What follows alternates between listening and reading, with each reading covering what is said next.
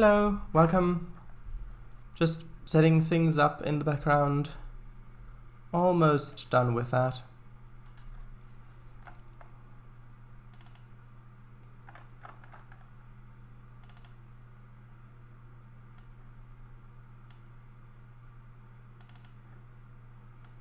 Just starting things up. Milton Valley Railroad building again tonight.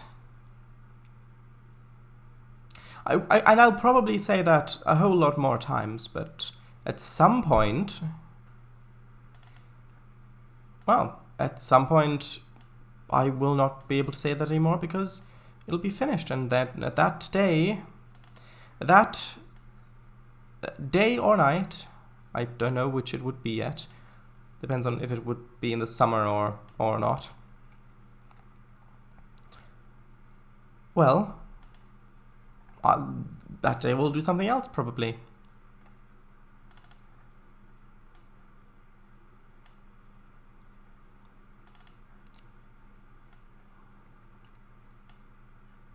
Almost done. I just need to make sure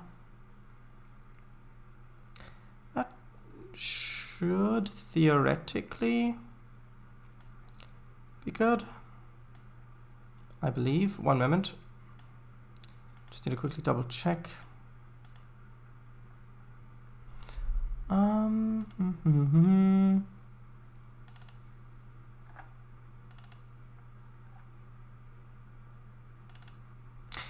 Okay. Right, so good. Hello, Kango Fango, yes. Indeed.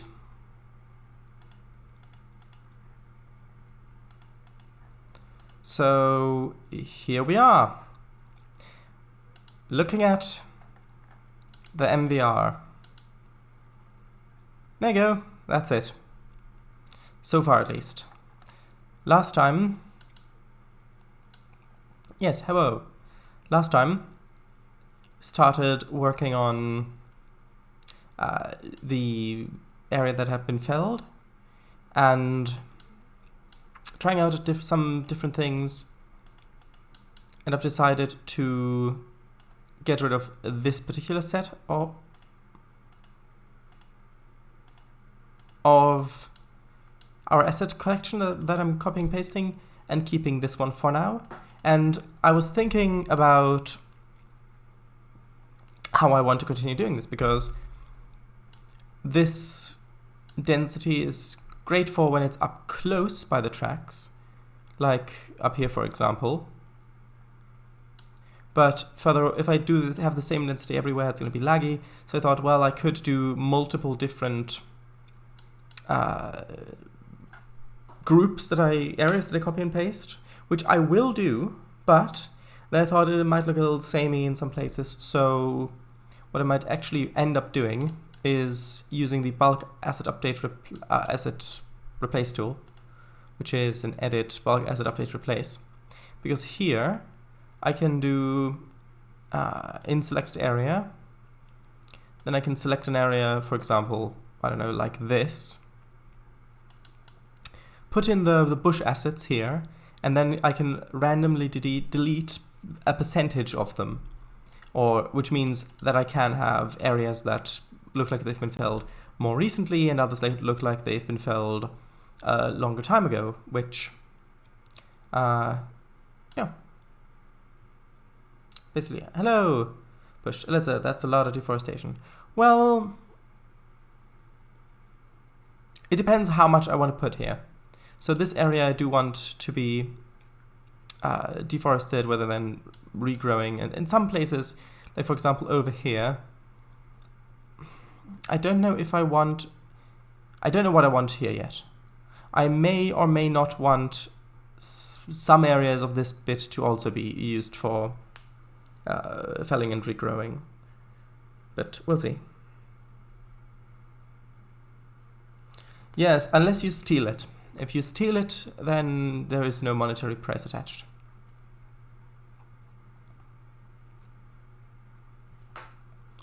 Albastro 916, hello. Welcome. Oops, like that.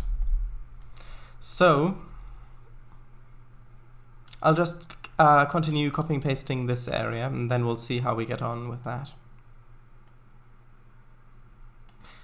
Yeah, I'll do it near the tracks first, and then I'll do the other one for further away. Romanian forests be like... Oh, deforested you mean? Or... Should it is monetary? Nah, but yeah, what? Paradise monetary? Nah, but yeah. That seems confusing to me. Okay, so... Let's have a look.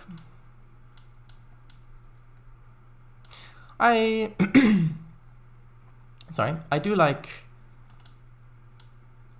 the looks of having a little bit more here as well. Maybe not that much, maybe sort of coming down this way.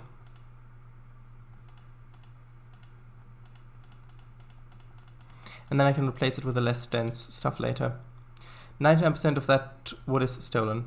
I meant it comes with a price of felling trees. Wooden furniture and that. Apologies for causing confusion. Yeah, I do know what you mean, but the message, Sharada is monetary? Nah, smiley face, but yeah. That just seems confusing to me.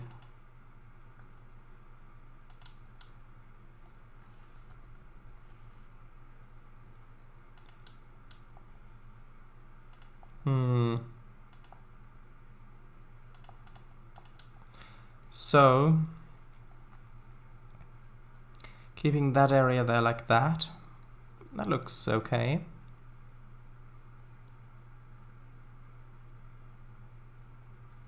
Maybe even this continue down to maybe around there. By the way, me and the crew got our own spaceship now. Oh, have you? What is it? Please, tell me. Well, more like space yacht. Ah, space yacht. What class is it? And is it a custom design, or is it from an already existing IP?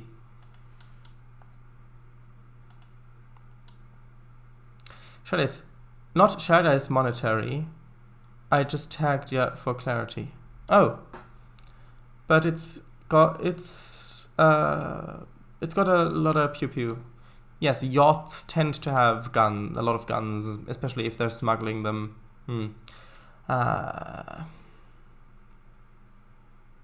I meant that stealing it wouldn't come at a monetary cost, but it would come at the cost of felling trees. Yes. Like a captain's yacht, only not for the captain.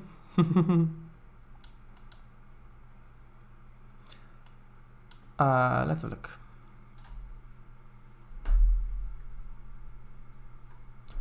Huh. Wait, is that... Wait, is that Star Citizen or whatever it's called? Is that... It looks like it might be Star Citizen? I can't...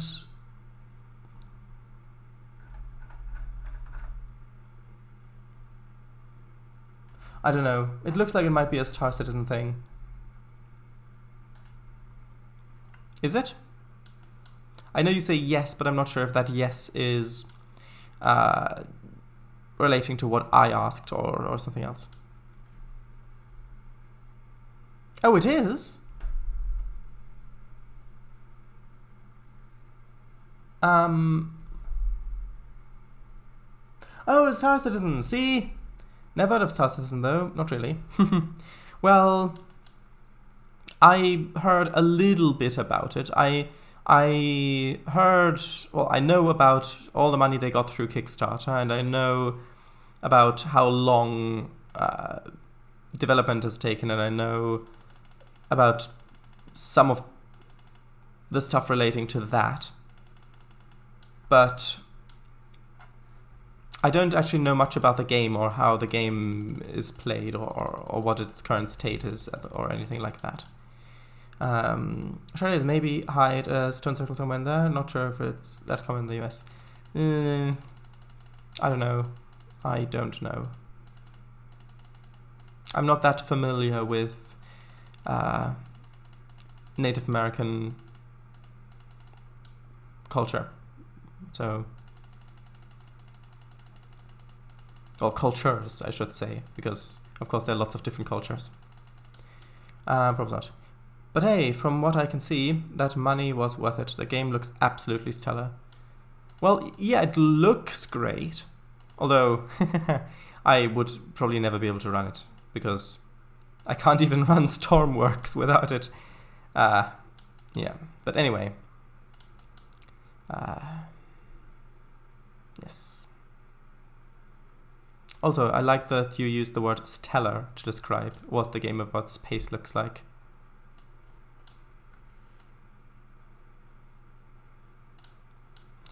You now need to clear this up.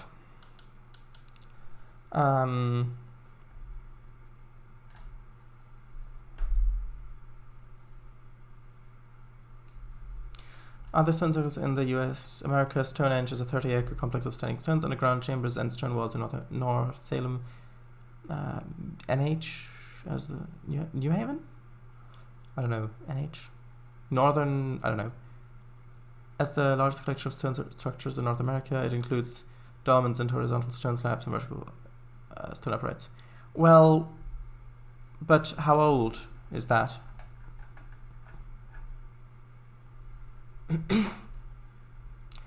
Yes, you need a NASA computer to run it. You need one. So I'll never be able to run it either. But we got a space yacht.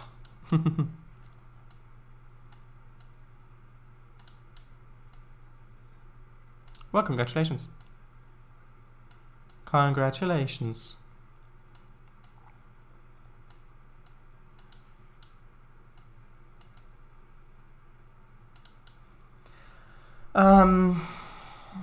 As I've seen in checklists, trial Steam reviews, ask NASA if they have a spare computer.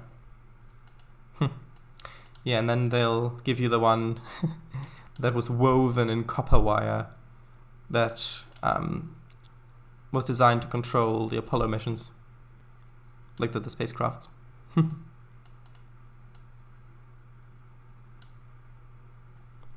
Nice, where did you acquire it? A long story.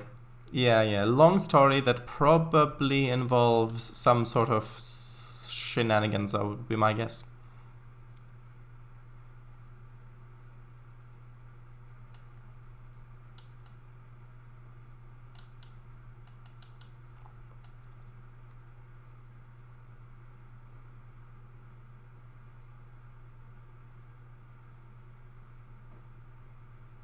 Nope, no shenanigans.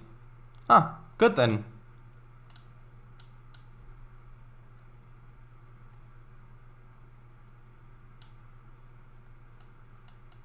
Now this does need an access road. So, could just use this one. Although I don't know how exactly I want this to continue down here yet. Because,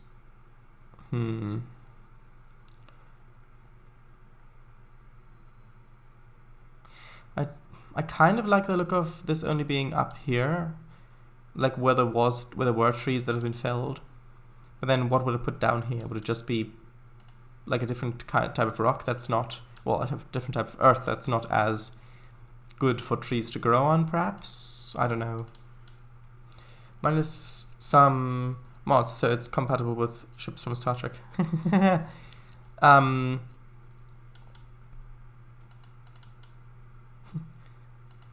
Compatible with them, like, okay, what mods does it have, or do you not know?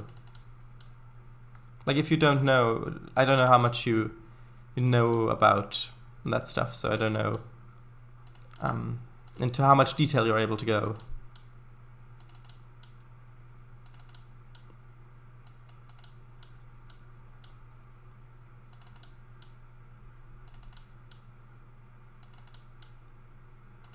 Well, if you look in the image I sent Kango, you can see some people at the bottom. Yeah.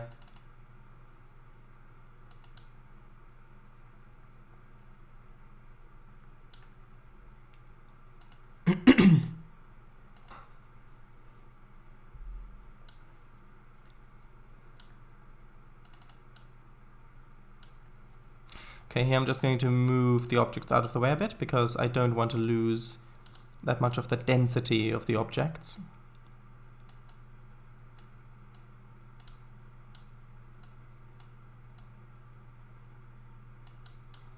Yeah, the link, yes. I already saw it.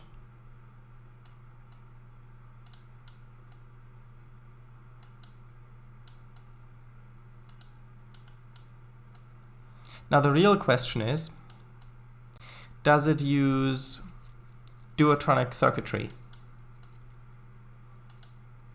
or isolinear circuitry or something else? Bioneural gel packs, perhaps?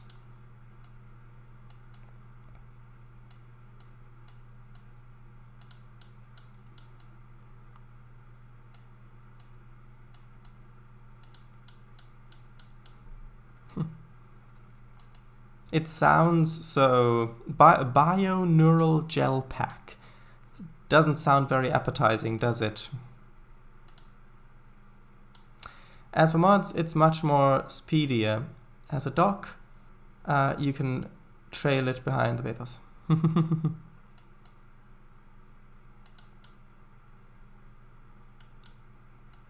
It's much speedier, you mean, than it was prior to the upgrades?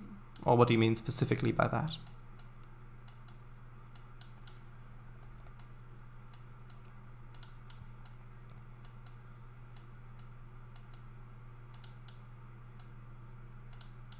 Huh, sounds a bit gross, yeah, blech.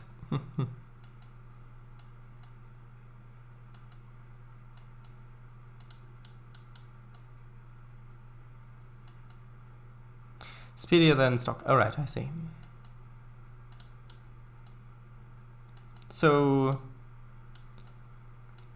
what kind of warp factor do you think it's able to achieve?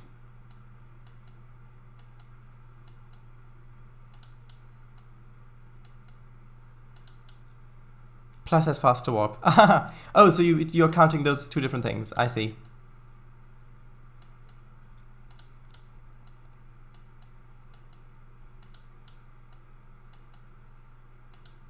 Does it have transporters?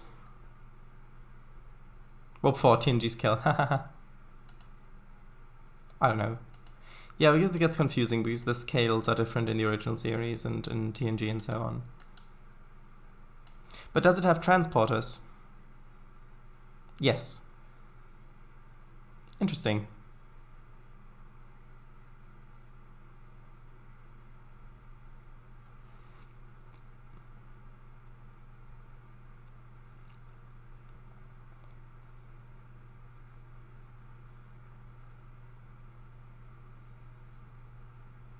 Yeah, this is part of the reason why I'm using this road, because you can see that it just aligns itself to the terrain, even if it's at an angle like that.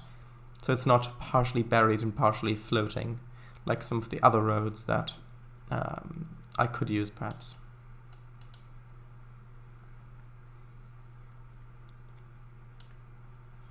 And then I want to use a few of those smaller roads.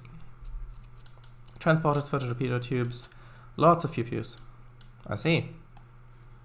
Does it have onboard replicators and or holodecks and mess halls? Well, given that... So, it depends on which era of Star Trek it's supposed to be compatible with.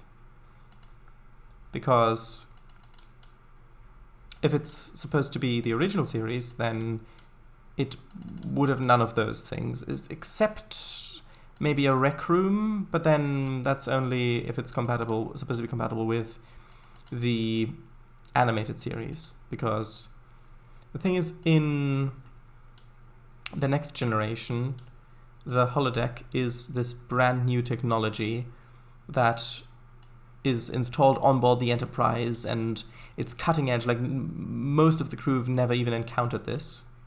So that kind of goes against the rec room that was on board the original Enterprise in the animated series, because that's basically the same idea, which makes sense considering that Gene Roddenberry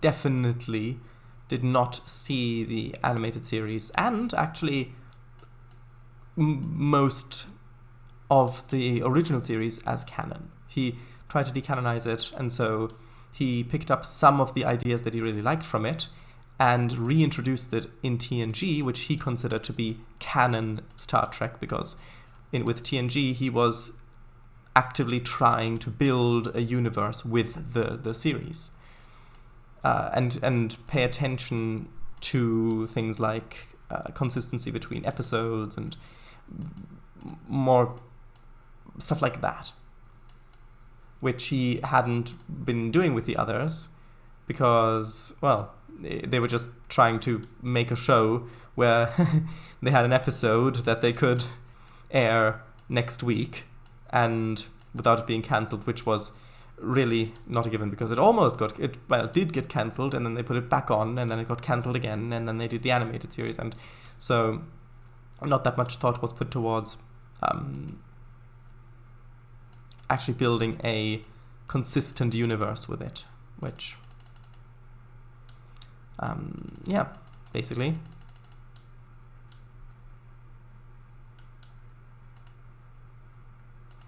Let's make this a little loop.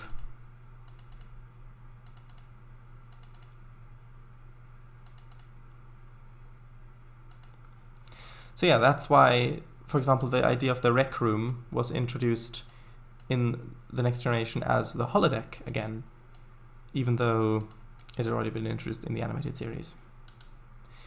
And I'm not sure if, but I think the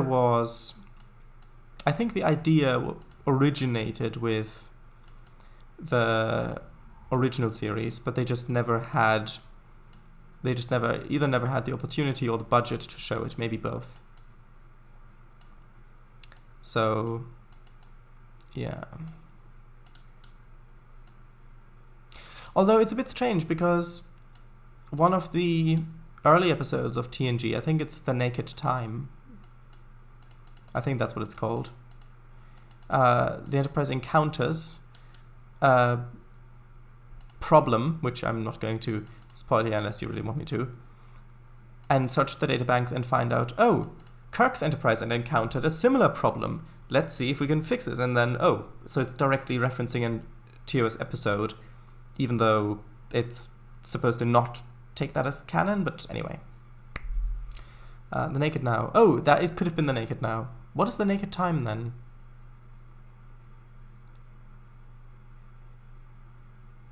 What's The Naked Time then?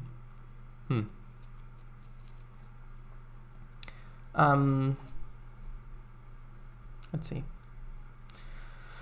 Does it have on board blah, blah, blah, plus a smaller ship for quick travel? Conference rooms. Does it have a main deflector room, control room? This is a space yacht with lots of guns, not a frigate. A bit like the 4x4 Scout vehicles in Spinner's. Yeah, gotcha. Fancy as hell and enough room for all my friends. You can consider us your very own escort. Aww. Trainz, that's a bit of a pity, isn't it? The decanonization of Star Trek. Well, it didn't work. That's the thing. Because the people who cared about it, the people it would affect, the people who cared about it, well, they already cared about Star Trek because of the original series. They wouldn't accept it no longer being considered canon, so yeah, it didn't work. And eventually, I think he did consider more of it canon again, because he just kind of gave up, if I believe. Although you should double check that. It is, wasn't it? The Naked Time, blah, blah, yeah. The Naked Time. What is that? Oh, it's TOS. Oh, yeah, The Naked Time was the original episode, and then The Naked Now is the episode that references the original episode, which is The Naked Time, because that's the episode that it is a sequel of, basically. Did it have a pool table? Huh, does it have... Trainz, yeah, it didn't, but I meant the idea of it. I don't know. There are things that speak for it, and there are things that speak against it, and it's not necessarily that clear which is which. Which is better. There's a game room. Well, that's good because that's the most important room. Life support? Nah. Game room? Nah. Main deflector control? Yes, that's the most important room. Now I can, if some of this road layout doesn't make sense, because I did want to do a bit more research into what these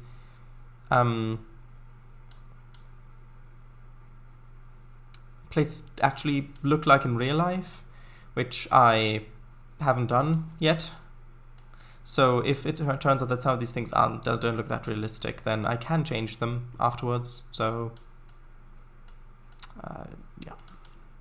And by the way, the reason why I'm moving the objects out of the way now instead of putting the less dense stuff around is that I haven't noticed this affecting performance at all so far.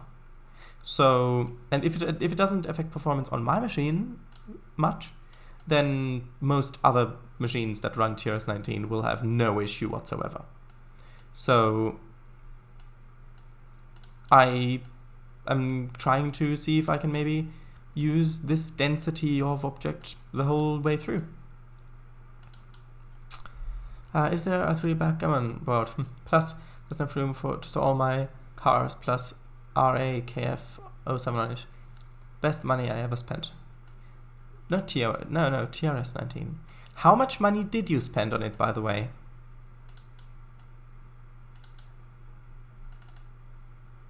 Oops. Come on. There we go, back. It's back.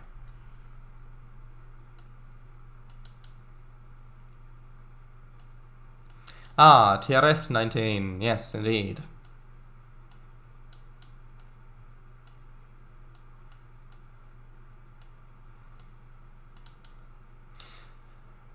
Huh. So that is in in British English, that would be 10 euros, because dot, so the full stop, the dot is the decimal indicator, and comma is the what's it called? The signs used to denote thousands. So, but since it's a euro, I'm guessing you're using the European system, where it's changed so that the comma is the decimal denotator and the dot is the thing that denotes the thousands and things like that. So that would be 10 million euros. Well, you know, we all nick things from time to time. Bye. 10 million, yeah. Oh, that reminds me of spin tire. Why did I say spin tires? No, I was thinking spin tires because of painting the mud on here, but no, it reminds me of Transport Fever 2, and how much those high-speed trains cost. Those, you know, the ones, the Fuxinghao and the Shinkansen Zero series. Yeah, those ones. Those were not cheap. I remember that much. They were not cheap in the slightest.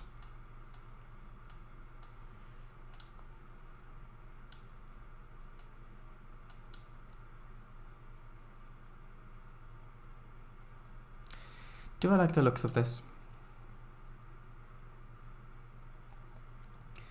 Yes, but I'm not entirely thrilled about what it looks like so close to the tracks. Oh, is that a link to my video? No, it's... Oh, it's the music. Uh-huh. Admiral Kirk! Admiral Kirk! Welcome to Wonderland, Alice. I think I'll paint a little bit over like that. Maybe a little... Do I prefer it if it's closer like that? I think so, yes. Because it doesn't make that much sense that there would just be this bit of grass.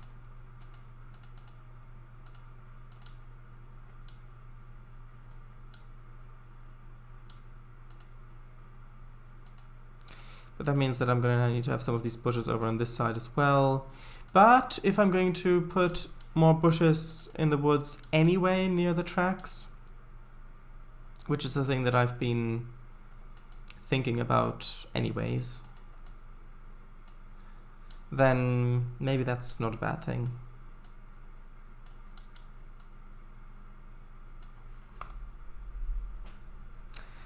Still gotta name it though. For a great game. What was that episode called? What do you mean? What was what episode called?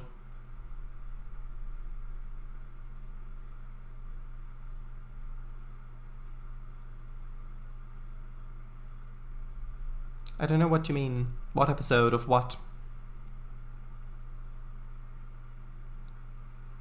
Is this good? Feels like... It feels like I'm missing something. I don't know.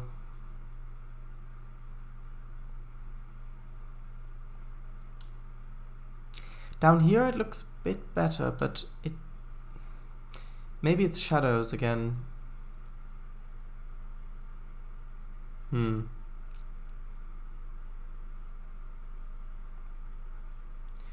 how far do I want this to continue?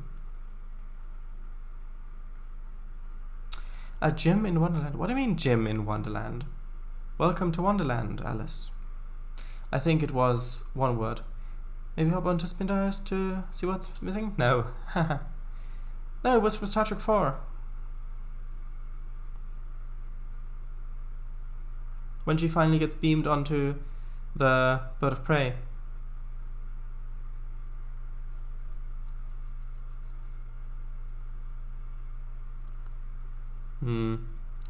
I don't know how far on I want to carry this.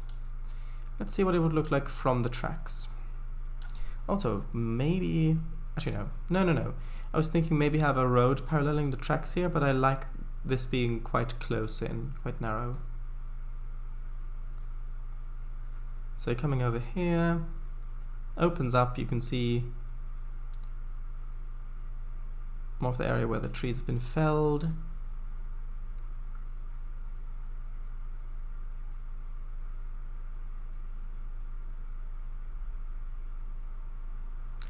And then at some point, it needs to convert to just grass. But I'm not entirely sure where I want that.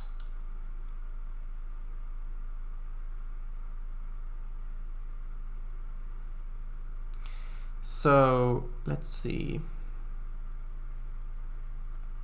So it looks a little weird just having it cut off like this.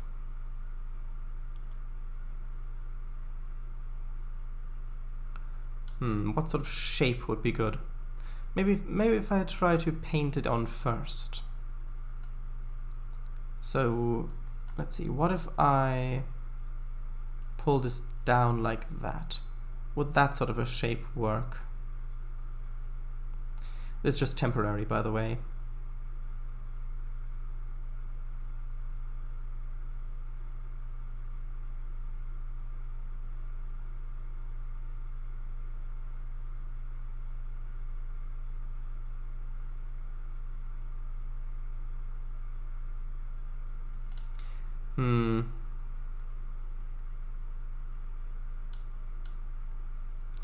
I don't know. I like the way that the grass is on both sides of the river down there. That works quite well because back here there's also the grass on both sides and here down there, so having the forest, well, the felt forest coming all the way down to here wouldn't look that great. Let's do chat. Maybe chat has useful advice regarding this issue. Or maybe chat's just continue talking about sci-fi, which, I mean, that's good too. That is good too. Of course. Yes. Very helpful. Thank you. By the way, tell Captain Sheeran to watch out for my space yacht when banking the Pathos. She's not flying it. You'd have to tell Nero. He's the pilot. Well, flight controller. This thing cost way too much for me to get it hit. Well, in that case, you probably don't want to take it along the adventures of the Pathos, because that can get quite dicey sometimes, and, well... Plus, if you don't want it to get hit, why do you need it to have all those weapons? Because surely those weapons would only be useful if you put it in a situation where those weapons would be needed, in which case it getting damaged, I would think, is what you would have to expect. Yeah, take extra wide turns and bring some police escorts too. Reminds me of the special transports in ETS2 ATS. Get yacht, 10 ton, from Vulcan to Riser. I'd recommend enabling shadows. Well, yeah, but if I do that, then it could do a database rebuild because I'd have to restart Trainz. And it seems to arbitrarily do that. So I don't really want to do that unless I have to. I also decided to the name 10 billion Arcadian realness. 10 billion Arcadian realness. Can you explain it, please? Haha, shadows, dicey. Why do you think it's got shields? That's... Alright, why do you think it's got shields? Yeah, still? That's when not in combat. Oh, right. Gotcha. So, Spanish realness, Spanish coin. Oh, realness, is that a name for a coin? I don't know. I'm a bit confused by that, sorry.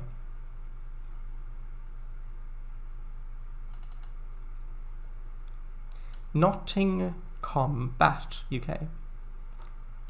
I see.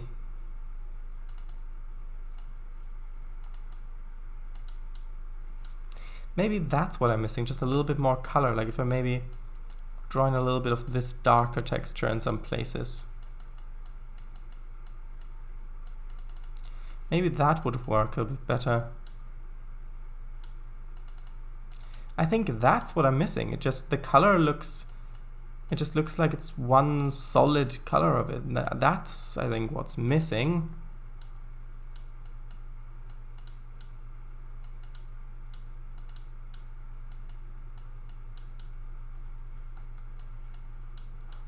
Let's see what that would look like.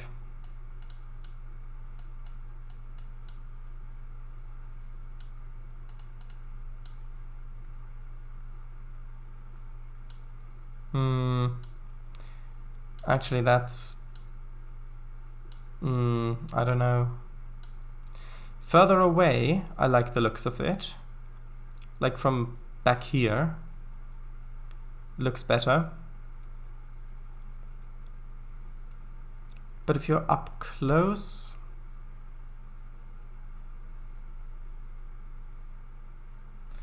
not sure if I'm a fan of it or not. By fan, I do not literally mean fanatic. More so if I like it.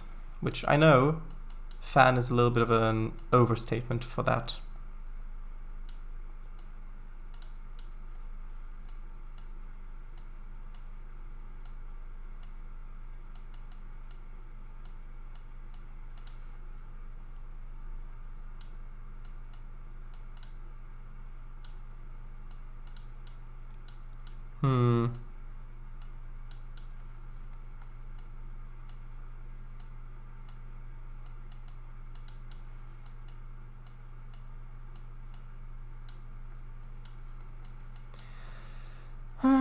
Does that texture look good? Like that?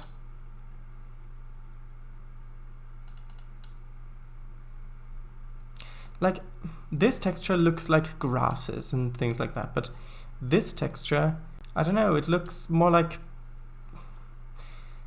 It doesn't really fit that well.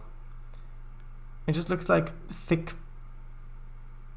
mosses / bushes, which, I don't know. Like, that looks much better. You can imagine more tall grasses growing around the place. But then further away, I like having the darker textures more.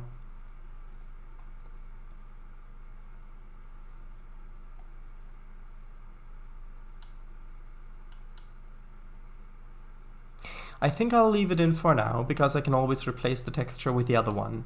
And yeah, so that's an easy thing to replace. Oh, never heard of him. Yes, that's it. Should I say the smoky seasoning? Seasoning? Or maybe another name. I don't know. I'll have plenty of time to think about it. How about Sentinel of Andoria? Noted. Andor. Yep. Both work. Looks like they get, but I like the color, but maybe it could be replaced. Maybe something else. Yeah, but there aren't that many textures in this particular set of textures. Like, there's this one, but that looks even worse. And this one, which is brighter, and then you've got and there's that one. What if I used this one instead?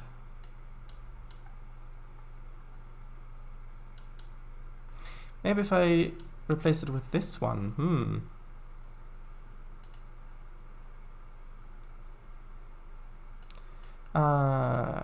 This one.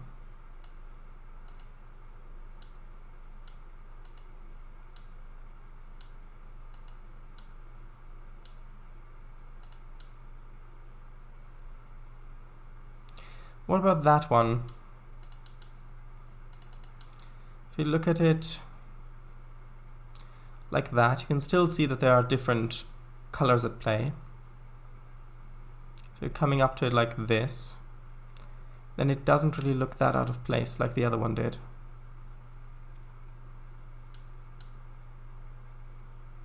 I like that one better.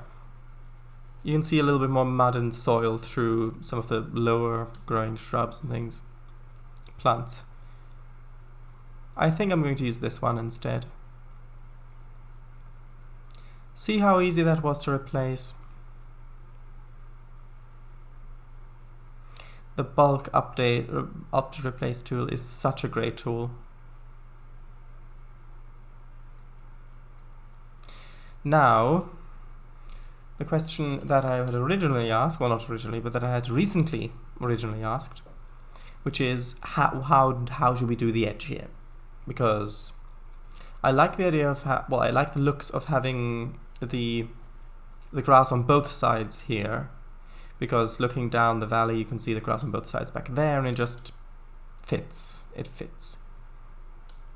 So I could have it cut off here and then have this road maybe carry on a bit further and then cross, maybe come up to the tracks, follow along to the side, and then maybe come up this way or something like that.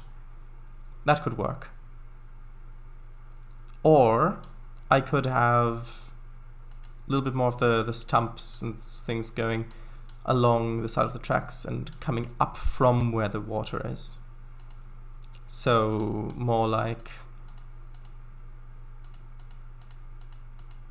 this, maybe? Then you'd still have it on both sides down there, but I'm not entirely sure.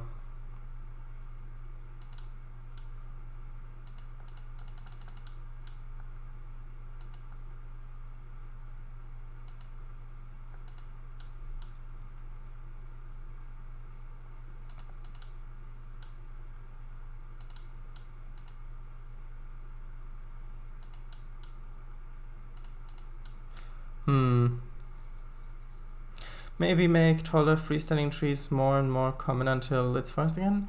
That wouldn't make sense, really, because if they've designated an area to be cut down or replanted or whatever, then why would they just leave more and more and more and more and more trees standing to create a gradient?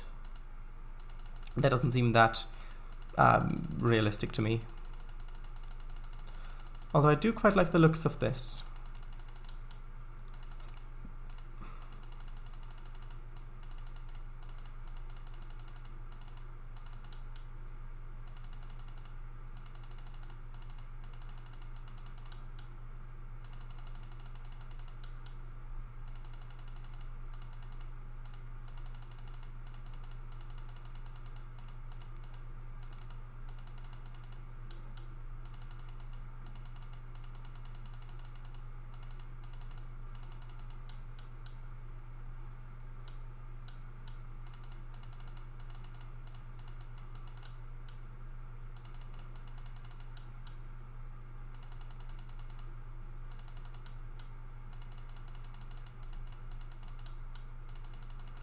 Okay, just making it look a little less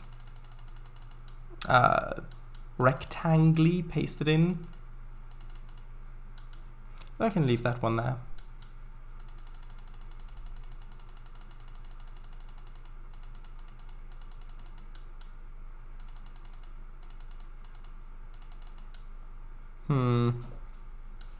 Maybe a little bit less over here, like that one. Gone like that, maybe? I'll try painting it in, and then we'll see what it looks like.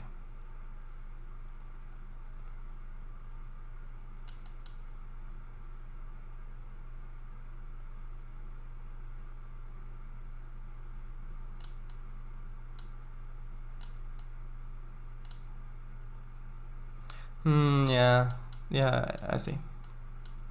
I, of course, get that as well.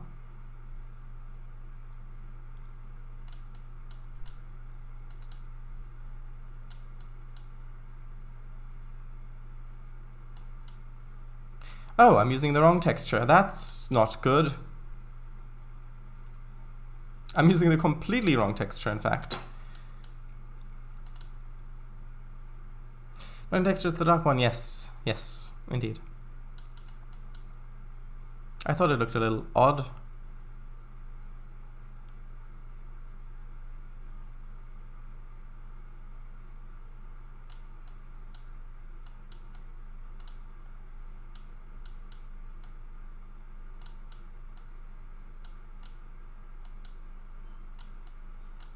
I told you, but yeah.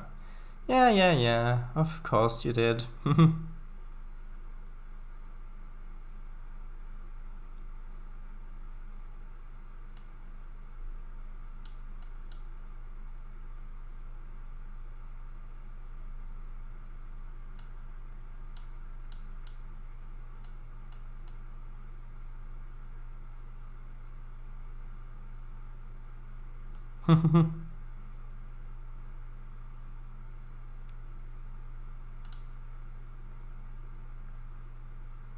I think this is probably the best solution, because looking down that way, we've still got the grass on both sides down there, which you might not be able to see that well on the stream, but down there in that little area.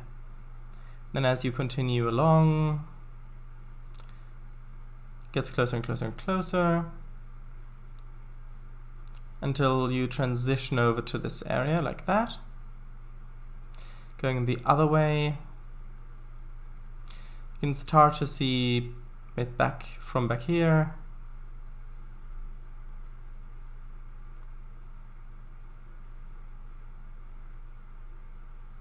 That makes sense, that's good, that works, I think. Although I'm still not 100% certain on the transition between the two, like the actual edge.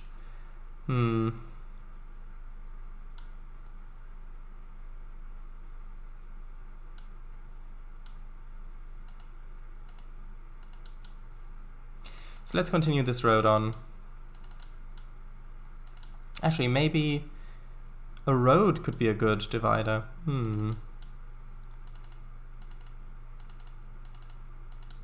Maybe not.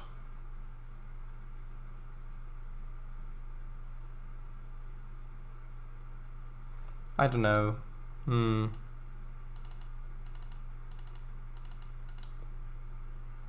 I do not know.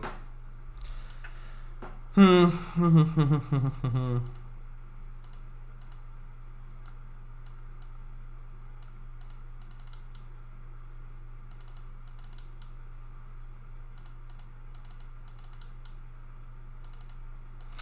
not a fence.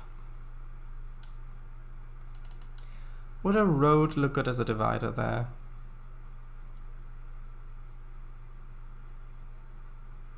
No, it looks...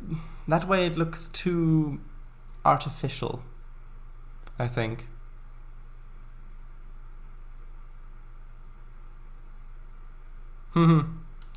Yeah.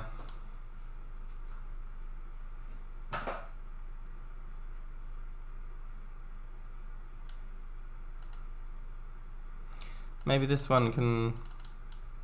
if we do end up having the road like this, we can have that go... maybe continue through here and then come out at the bottom, carry on down there like this maybe.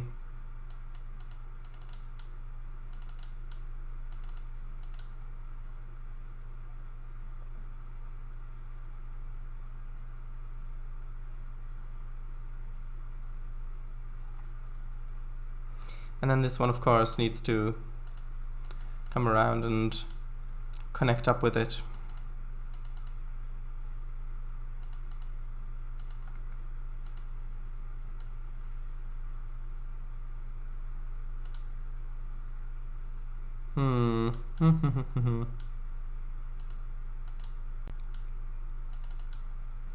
Is that gonna look good? I don't know. I'll save and then I'll quickly paint underneath it to see if that maybe changes what it feels like. And yes, I do realize I'm sliding further and further down my chair as the stream goes on, but that's okay because I'm a bit tired.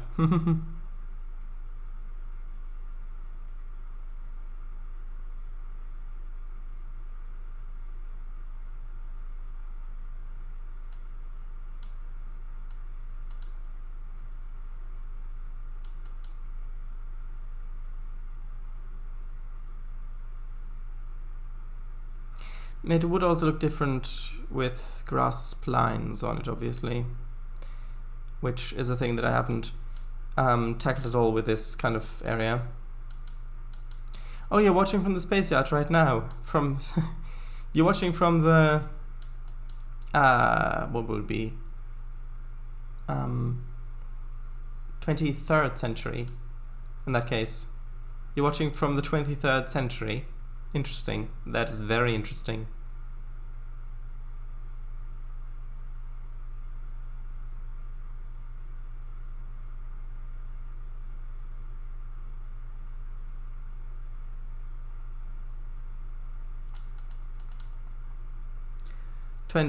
Yes.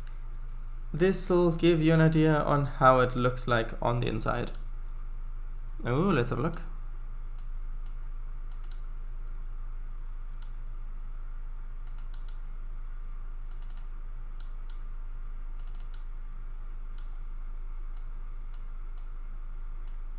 Moving the trees out of the way, because the trees are in the way. No, I'm still in 2045. Oh, I see. Then, okay, this ship's timeline is confusing me a little bit. Because Star Trek Pathos takes place in the 23rd century. Hold on, I'll quickly open up my... One moment, I'll quickly open up my notes so I can give you an exact date on when the last episode took place. In one moment, I need to go into timeline. The last episode of Star Trek Pathos started on the 30th of September 2269. Specifically. That's when the last episode of Star Trek Pathos started, on Thursday. And if that ship is supposed to be compatible with that, then does that mean that the ship is over 200 something years old at the time of Star Trek Pathos? If it exists now and here, or is that just not something that is relevant to the canon of this ship? Well, I shouldn't say canon because it's fanfiction, but to the timeline of this ship. That's the word I meant. Skim through it though, looks interesting, but I find that a yacht is a bit of an understatement. Let's have a look. I'll need to skip the ad unless that is what you meant.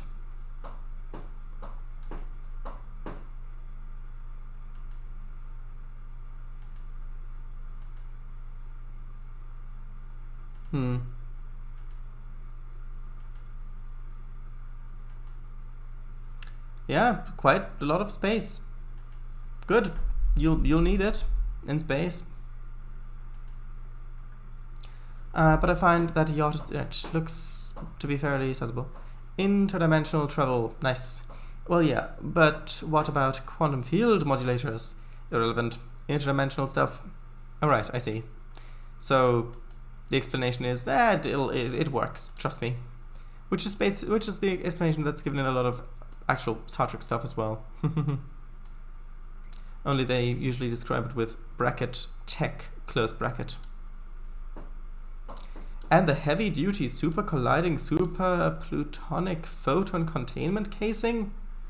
I came from an alternate universe to play in your Star Trek Pathos. Ah, that explains it. Well, it doesn't really explain how it happened, but explains that the timeline doesn't necessarily need to add up.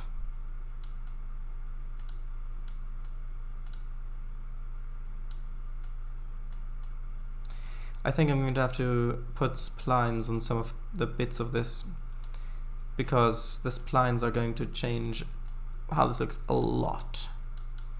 Because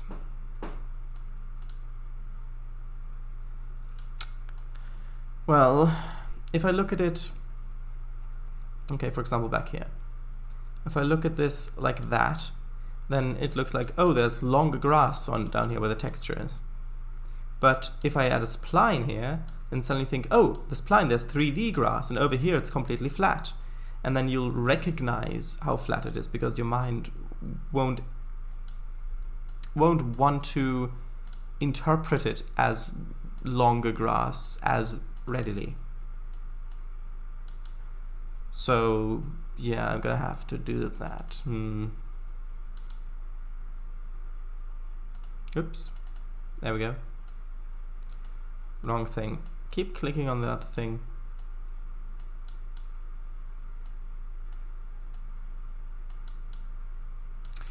But just so you know, I'm not in space, but docked down.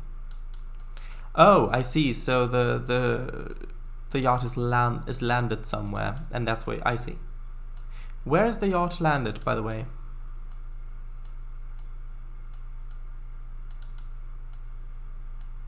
I know it won't be landed in California, even though that's where Starfleet headquarters is, in San Francisco.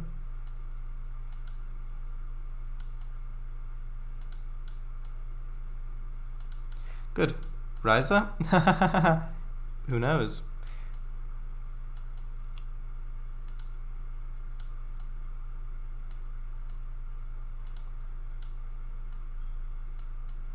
Oop.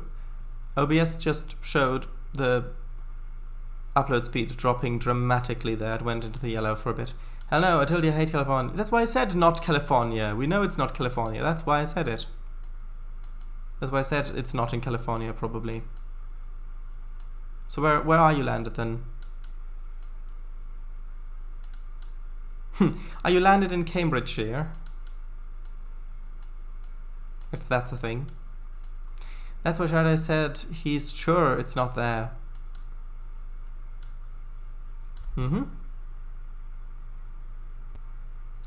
Close to St. Moritz. Oh! Oh, Austria then. Interesting.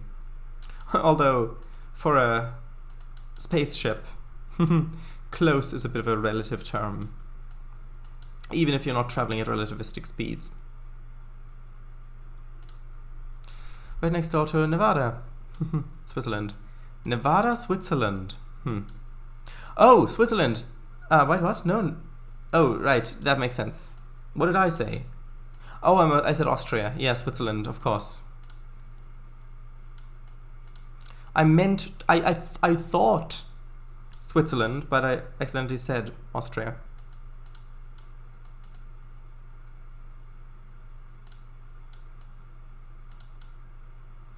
Yeah, as I said, yep. As I said, Austria.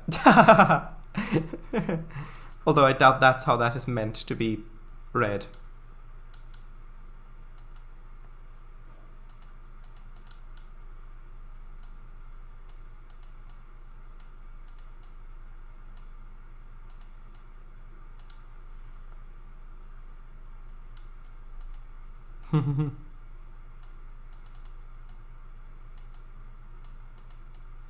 Okay, so I'll add in some bushes around here to have this come along right up to the tracks-ish. And then I'll look into splines.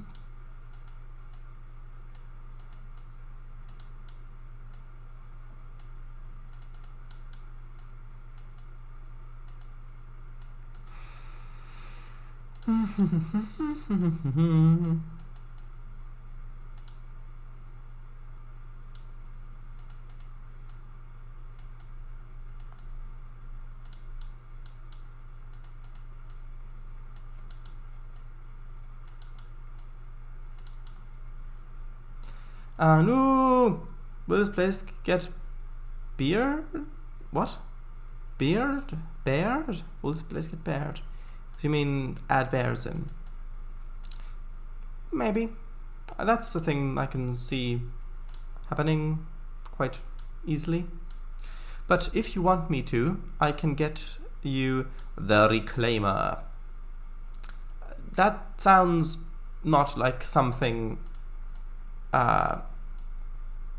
safe.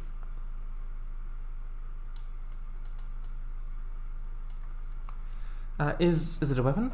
That thing's scary as hell. Well, then in that case you don't need to get it. Then leave it in the cupboard or wherever it is. Yes. Okay, so actually I wanted to see what it looks like with the textures underneath, and actually might as well paint in the darker texture as well.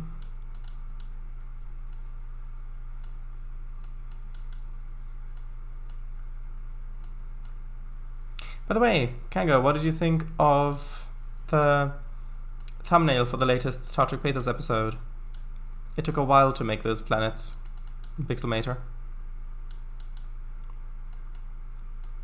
Well, planetoids, I should say, because one of them is not a planet. Although making those really made me want to stream KSP again, because I've still got everything set up just as it was when I last left, so I could literally start it up, go in, all the mods, everything, the save game, everything's just as we left it, no issues. So it's tempting, especially with a waterfall particles mod, which adds the realistic rocket plumes and things, dynamic rocket plumes and things like that, which are so great because they're not only dependent on the amount of thrust that you've got, but also on atmospheric density, and then I think about all that near and far future stuff with those fusion engines and warp drives and those other solar systems that I added, and and then going throughout all that, and then remembering that I've never actually managed to land on another planet in KSP without cheats. Maybe not even get into orbit without warp drive or cheats and things like that. And it just really makes me want to give it another go. But then, of course, you'd really need quite a lot of time for that, which, maybe after I finished the Flying Skeleton. But then there are other games that I wanted to stream in MISC as well that don't require that much time. but I think that this is probably the best solution, because now that there's a texture underneath, it does look better. And I mean significantly better.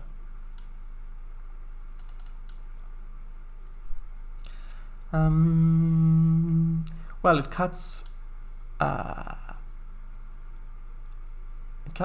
out other what? It cuts UO, I don't know, out? It cuts in? I don't know. It cuts other ships and turns them into scrap metal you can sell. Oh, I see. Have you heard of the Terrorhawks show by Jerry Anderson? It's in it, Zelda always reclaims her own. Ah, nah. It's so pretty, Paradise. Love the swirly gas clouds on the gas giant and the little craters on the moon. Thank you. By the way, with the atmosphere on that moon, I did put in a transition to where it goes to night. So you can see the light kind of creating a shadow through the atmosphere as well. Which you will be able to see better on the thumbnail of the next stream, which will be much more zoomed in with the moon more in the foreground. Good job. Trainz Mark 4 fuselage? Yes, that as well. And it's huge! And 1.5 times this thing. Oh, that's the size of the... So there is the Reclaimer a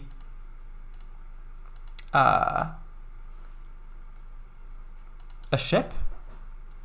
Or is it a tool that is mounted to like a hard point or something like that?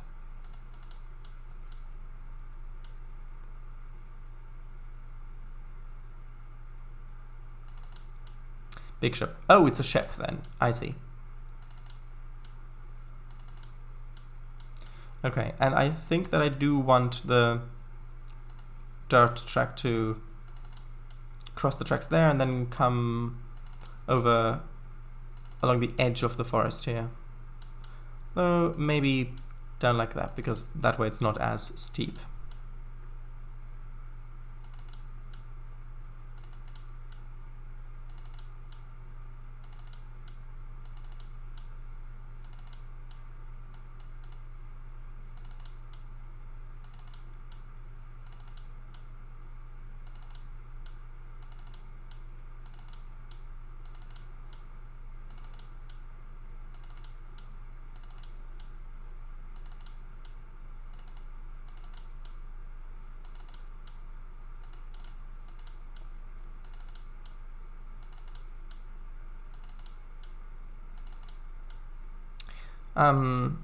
Separate craft? Scary big ship. Yeah. There's a thing in Star Trek. It's never given an official name because there would be no way of finding out what it is. It's from the episode Doomsday Machine. And it's basically... we don't know what it is, but it is theorized to be robotic with an basically impenetrable hull, and it cuts up planets with an anti-proton beam, pure anti-proton beam, that, and then it eats the debris of the planet to fuel itself so that it then can continue on its way of destruction, and it's theorized to come from a different galaxy to our own, having somehow made it across the intergalactic space. But of course that's all theory. In the episode we never actually learn who it was built by or why. We just get some theories that it was probably a doomsday weapon that was never intended to be used, but it was used, and both sides in the war got destroyed, and the weapon was left to roam the cosmos with its mission of destruction. And the design of that thing, if you look at it from afar, maybe not necessarily that scary, but in the episode it's quite frightening, especially with the glowing mouth. Well, it looks like a mouth, and especially when you realize that a starship, many starships can fit in the space of that mouth side by side. So, yeah, you can see there. Yep. Oh, that's nice. We need some yellow flowers by the trackside. Maybe. Give it that summery touch. Now that is truly scary. Yep. And what is that? Washburn?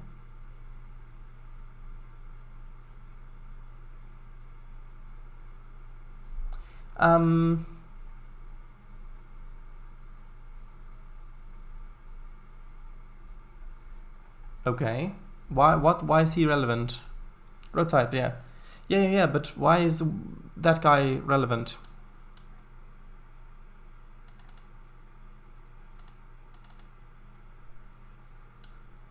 Okay.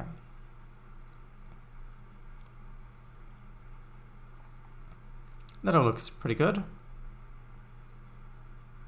Although, I think I would prefer it if the road didn't continue that way around, but rather more like this way around. That way you can see it a little bit more easily.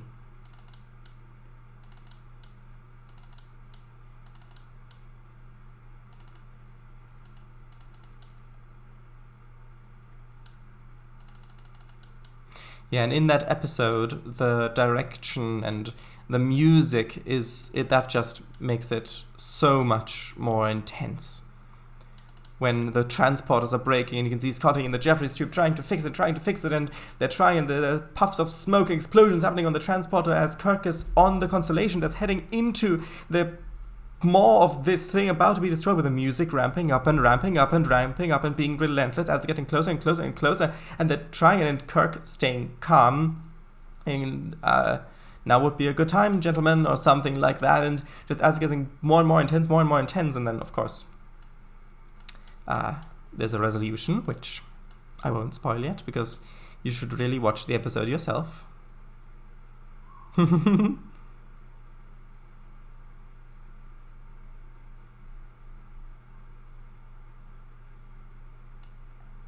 I should have done that a little differently. It should really be more like that. Which means I'll have to repaint this bit.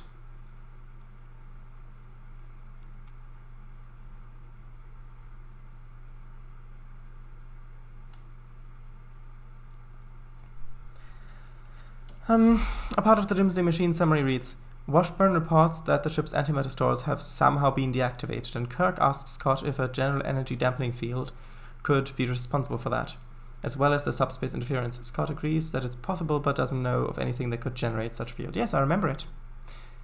I remember it very well.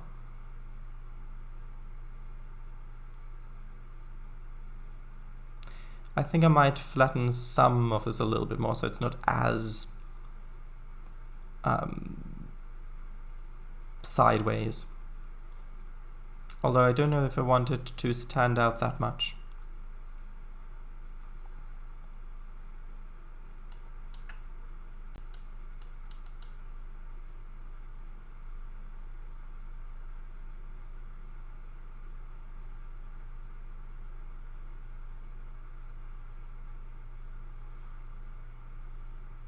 Yeah, I don't need to worry too much about the inclines here because you're never really gonna see that close anyway.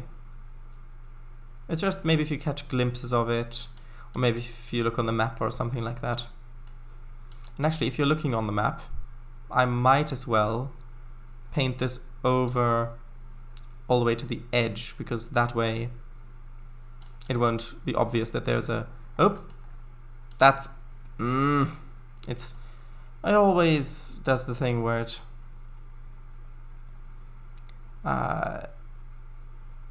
doesn't release the click. Oh, right. Gotta go. Bye-bye, Eliza. It was a character I didn't remember, but random true. This episode was also quite tense. Brink of disaster? Is that... Wait, isn't that Thunderbird? Oh, it is Thunderbirds! What an extraordinary man. He didn't even touch his tea. So is that Yeah, it is the monorail one. Yeah, that's a really good one as well. Monotrain. Well, I gotta finish setting this thing up, probably. Alright, bye-bye, yes. So, let's have a look at what the road looks like from down here.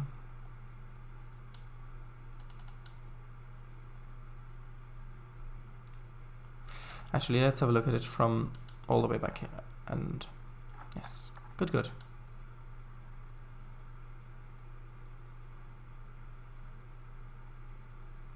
Actually, I should probably do it more similar to that. The other crossing back here. Okay, so you come up to it here. Okay, you can look down the valley.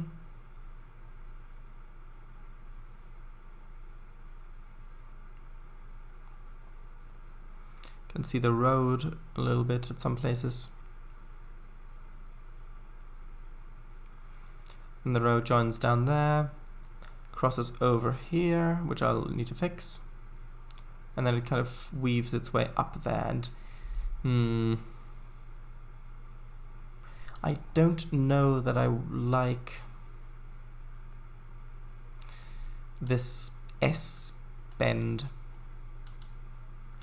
I don't. I'd much prefer it like that. Well, not exactly like that, maybe a bit more like this. Tell you what, I'm going to modify the terrain slightly. Namely, like this.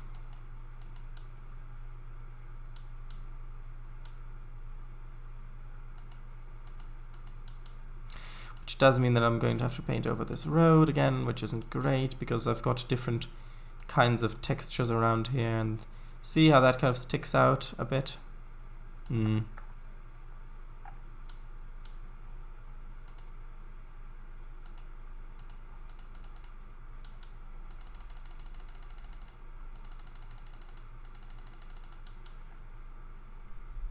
Honestly, this thing looks really Amtrak. It is a bit, yeah. Wouldn't surprise me if Amtrak was an inspiration when it came to designing its livery. When was Amtrak a thing? Because that livery might be older. Wasn't Amtrak created in the 70s?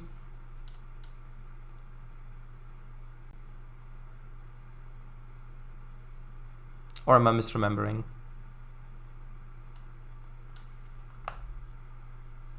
I think we've already looked this up some time ago, but let's just have another quick look.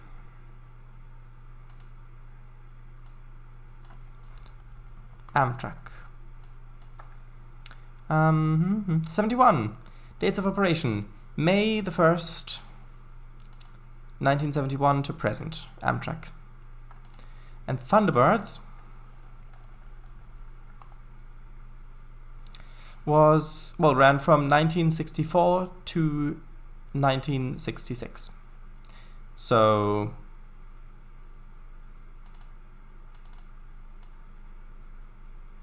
yeah, I'm not seeing the Amtrak livery inspiring Thunderbirds there.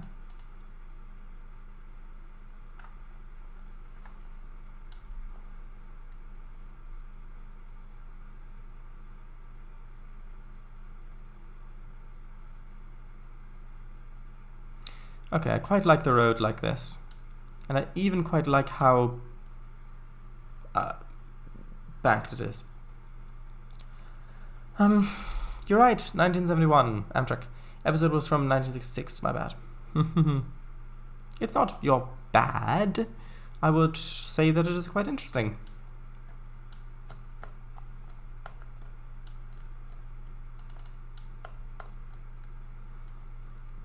So, let's get into the lovely world of splines, shall we? Just before I continue on with the scenery, because that is a core thing that I need to get right, because if I don't, then there's the potential of having to redo a lot later on, which isn't great.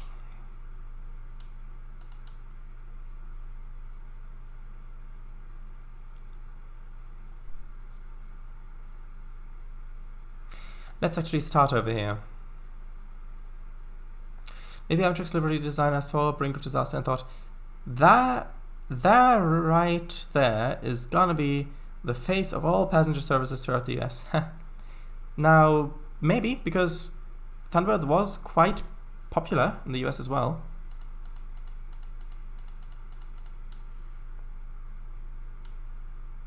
I mean, that doesn't actually look that bad.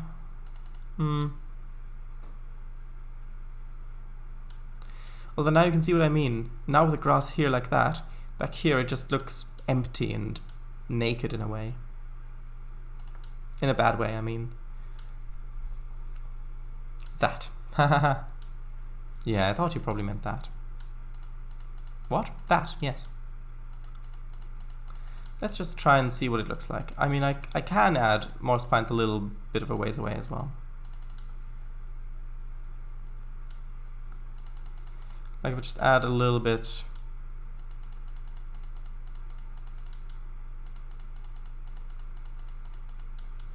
Like that, maybe?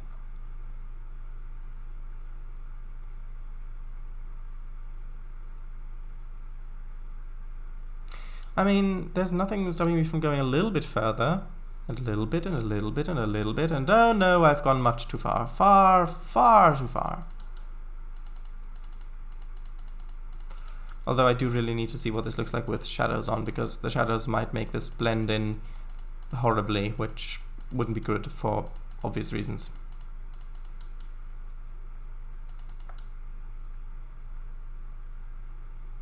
Although that doesn't look bad.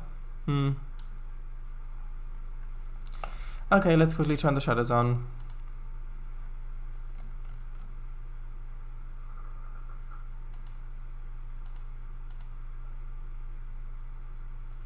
To compare.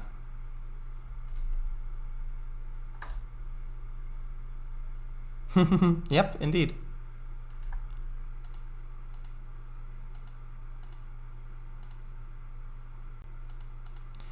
Okay.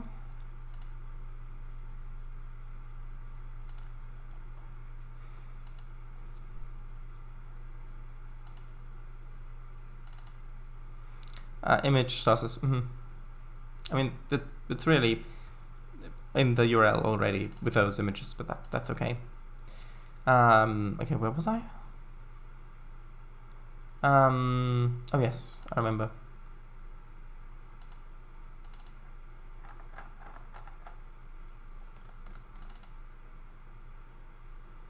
One moment.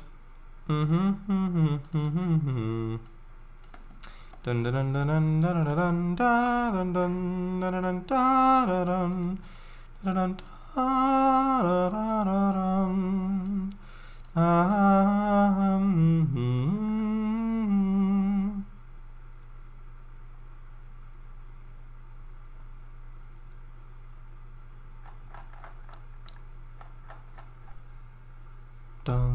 dum dum dum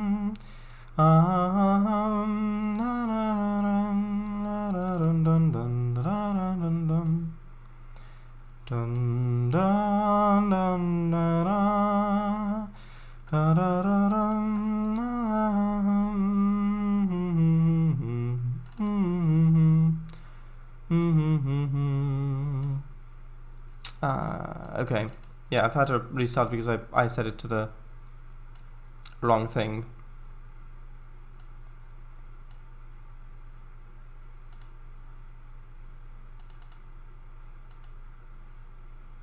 Okay, loading it in. Amtrak Traveliner also reminds me of this train. Sorry, we couldn't find that page. Okay, here we are. So now the shadows are on. Yeah, from this angle you can't really see that much, but from this angle you can see the grass plains do stand out much more. But I think it still looks okay. And that's what we aim for here. Okay, that's what we aim for, yes. Although it doesn't seem to be lagging that much at the moment, so I might as well keep the shadows on while I continue to work on this bit. That. Huh, yes. Ah, yes. That book. If only they would have respected Gaston's ideas a little bit more. But it's can't really blame them because of all the disasters that happen with them. Yes, well. If they'd only listened to him, if they'd only listened to him.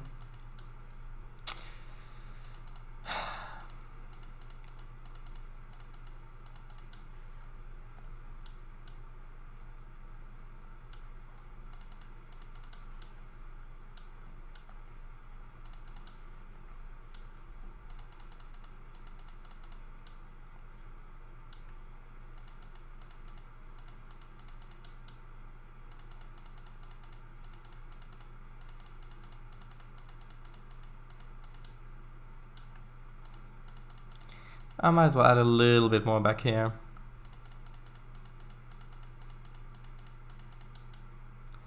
But just in a very rough way, like that.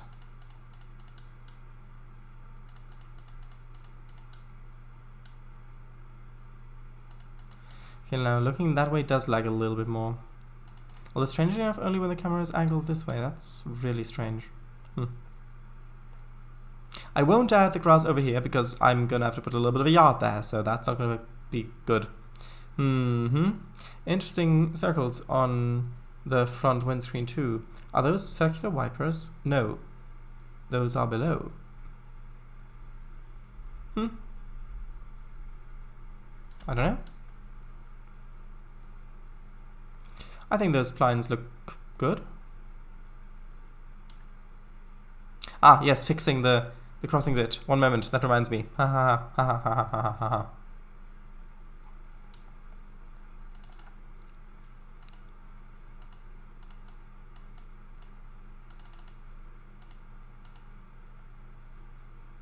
A little bit more. Now that looks okay. And so now I just need to paint over this bit like that.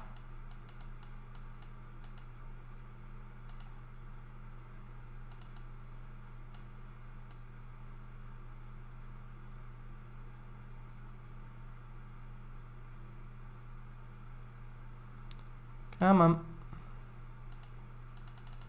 Oops, no. No, not like that. Oh, OBS just dropped in the red there for the upload speed. That's not very comforting. It's back now, but still.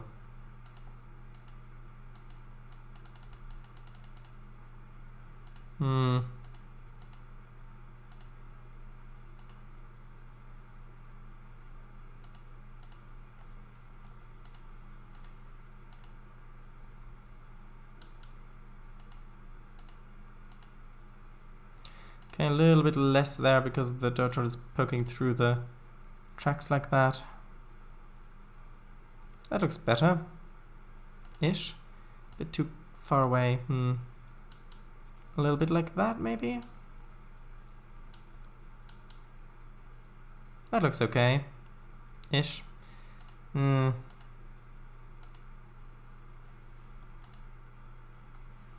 looks okay, I think.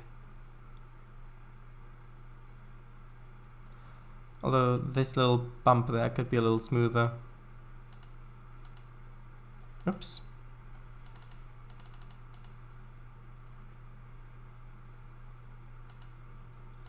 Okay. Okay. Okay. No, okay. K, yes. Okay. So, let's put the splines along here, which kind of touches the forest a bit. So that should be interesting.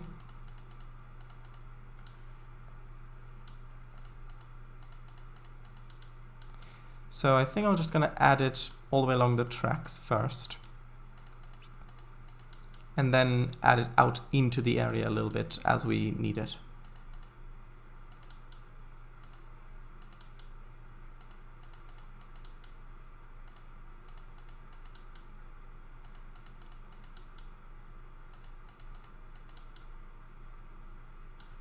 that too close? Maybe not. Well, maybe a little bit. Maybe if it were more like that. Nice illustration here too. You can just about see the sheer velocity of the train. In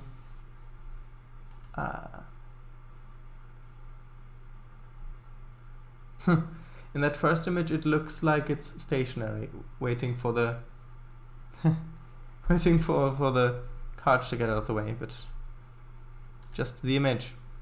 I don't know. It looks a little stationary, like it's waiting for the thing to cross.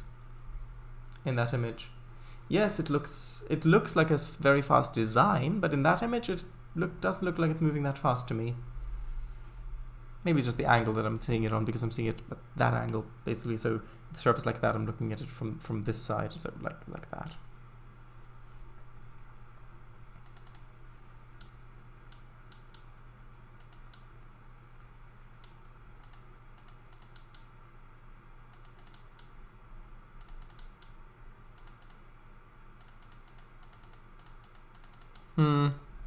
Yeah.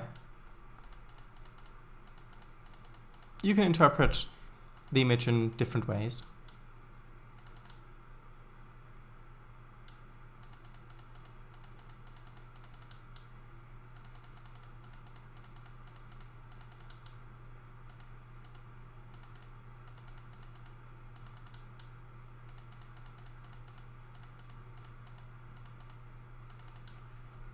But the design does look speedy. Yes, the design definitely. It's just, I think in that specific image, it looks like it's waiting for the farmer to get his cart across. And it's just like they're tapping they're like standing there tapping their watches, just waiting around.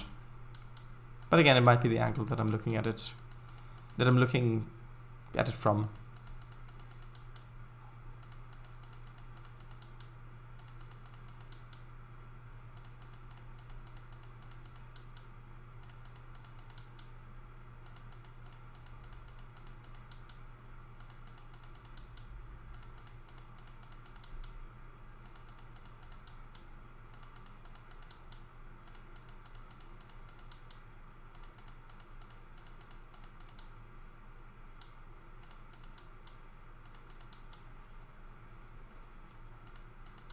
Okay, let's extend it all the way to where it meets the road, like to there.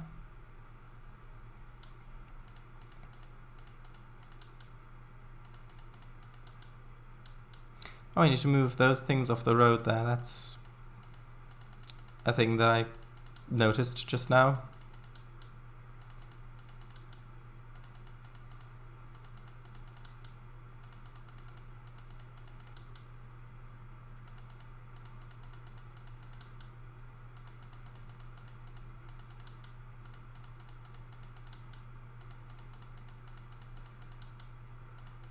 Yeah, just putting down lots of splines, not really that much to commentate on at the moment.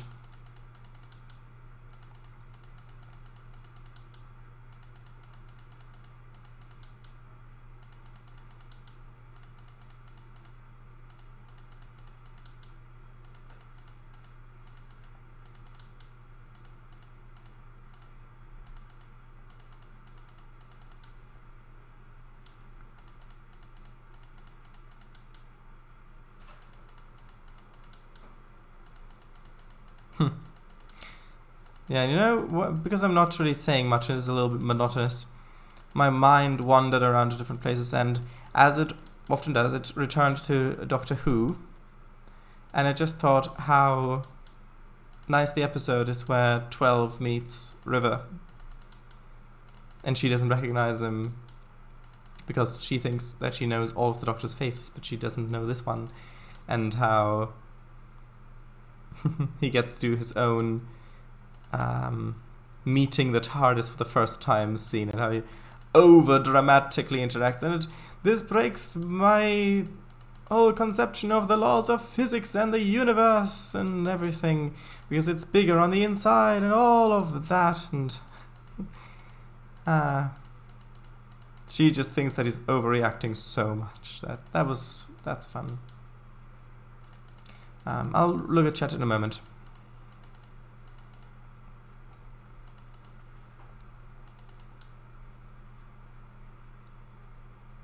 dun dun dun dun dun dun dun dun dun dun dun dun dun dun dun dun dun dun.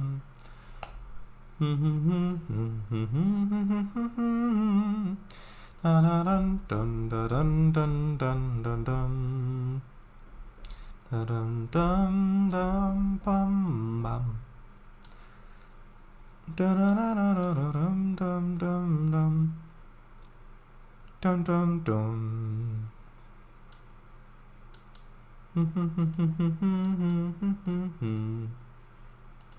Da da da da dum dum dum.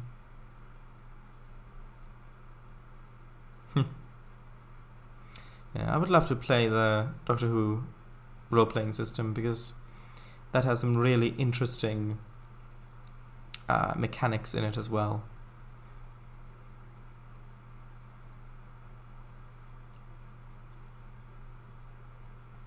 Okay, so yeah, I'll read chat and then I'll fix with this bit. Also, here's the cab. You mean where you had put the headphones over the lever? Yep. Image. And you can see the headphone cables too, which caused the whole situation. Well, the headphone itself. Headset. Yep. Indeed.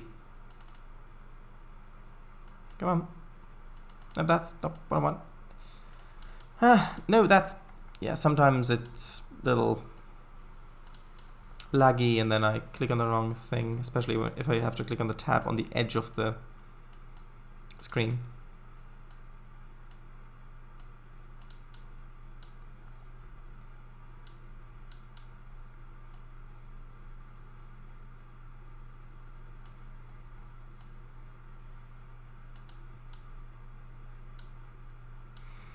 Okay, now what does it look like from this angle? And the rearview mirror! Yes.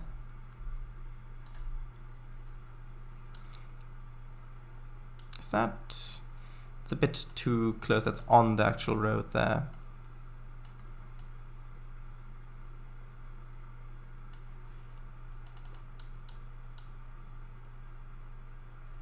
Yes, if you look at it like this, with the grass blinds back there, I do like the road separating it.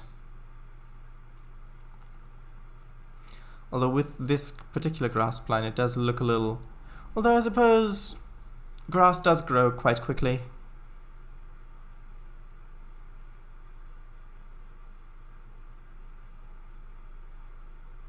Looks a lot overgrown. But yeah, grass does tend to grow quite quickly, like I said just a moment ago.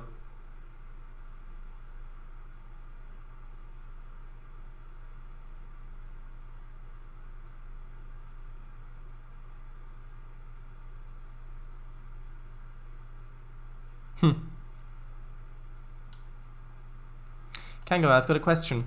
Do you think that if you were to ever play the Doctor Who role-playing game, do you think that the Ood would sing songs about your character?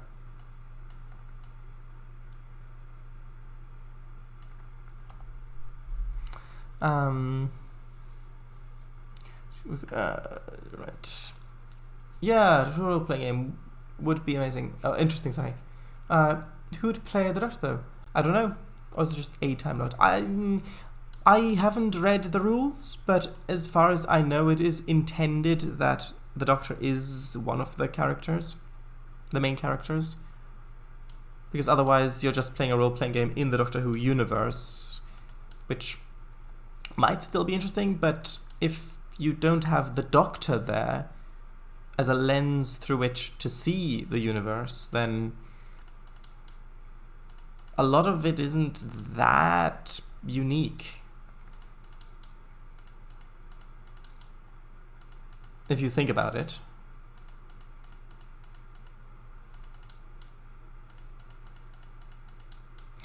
I think the difference is with Star Trek, I think you really don't need the actual characters there. I think it even works better if you don't have the the characters from the actual series in the games most of the time. I think it's fine if they make little appearances here and there, but most of the time no, because you're used to the lens shifting in Star Trek through which you see the universe. In one series you're seeing it through Kirk and co, and then you're seeing it through Picard and Data and Beverly and Troy and all those ones, and then through Sisko and Kira, and then through Janeway and Kim. Well, not really Kim, because Kim doesn't really do that much, but you know what I mean, the EMH and all that. So you've got an Enterprise, of course, as well. So you've got all these different lenses through which you're seeing the universe and different ways of experiencing it. So you're used to the universe itself being the an interesting thing standing on its own. Whereas with Doctor Who, you've of course got the one consistency running throughout the entire thing being the Doctor. Now, of course, you do tend to experience the universe more through the eyes of the companions, because the companions are pretty much in the same situation that the viewers are in, because, well, they don't know the universe, and so you're seeing it through the companions' eyes, but the Doctor's always there to explain it, to show it. If the Doctor, for example, say the TARDIS materializes somewhere on a space station and they go exploring and everything's really quite quiet, they maybe find some dead bodies around, you know, okay, there's something dangerous here, but you're not really that scared yet, because, well, there are dangerous things every episode. Okay. But then if the Doctor takes a look around, and if the Doctor's frightened and says, no, back to the TARDIS, we've got to go back to the TARDIS, we've got to go, then you immediately know that this is something really serious, because it takes a lot to get the Doctor scared. Which means if you're not viewing the universe through that perspective, then it's just some other sci-fi stuff, basically. Also, I don't think that I want to put grass plants here yet, because, again, I'm going to have to put another, like a yard lead or something here, probably. Which, although it should be fine back here. So yes. So if with a Doctor Who role-playing game, if you take out the element of the Doctor, then you would have two possibilities. Either you play as characters that basically you play as companions, only without the Doctor. So you're just playing as regular people from the regular ordinary world with regular ordinary lives and knowledge, and who then get thrown into these interesting situations, but without a guide. And then it's like, then it constantly be like, oh, there's a spaceship there. And then you'd be like, what? There's a spaceship? We've never seen a spaceship before.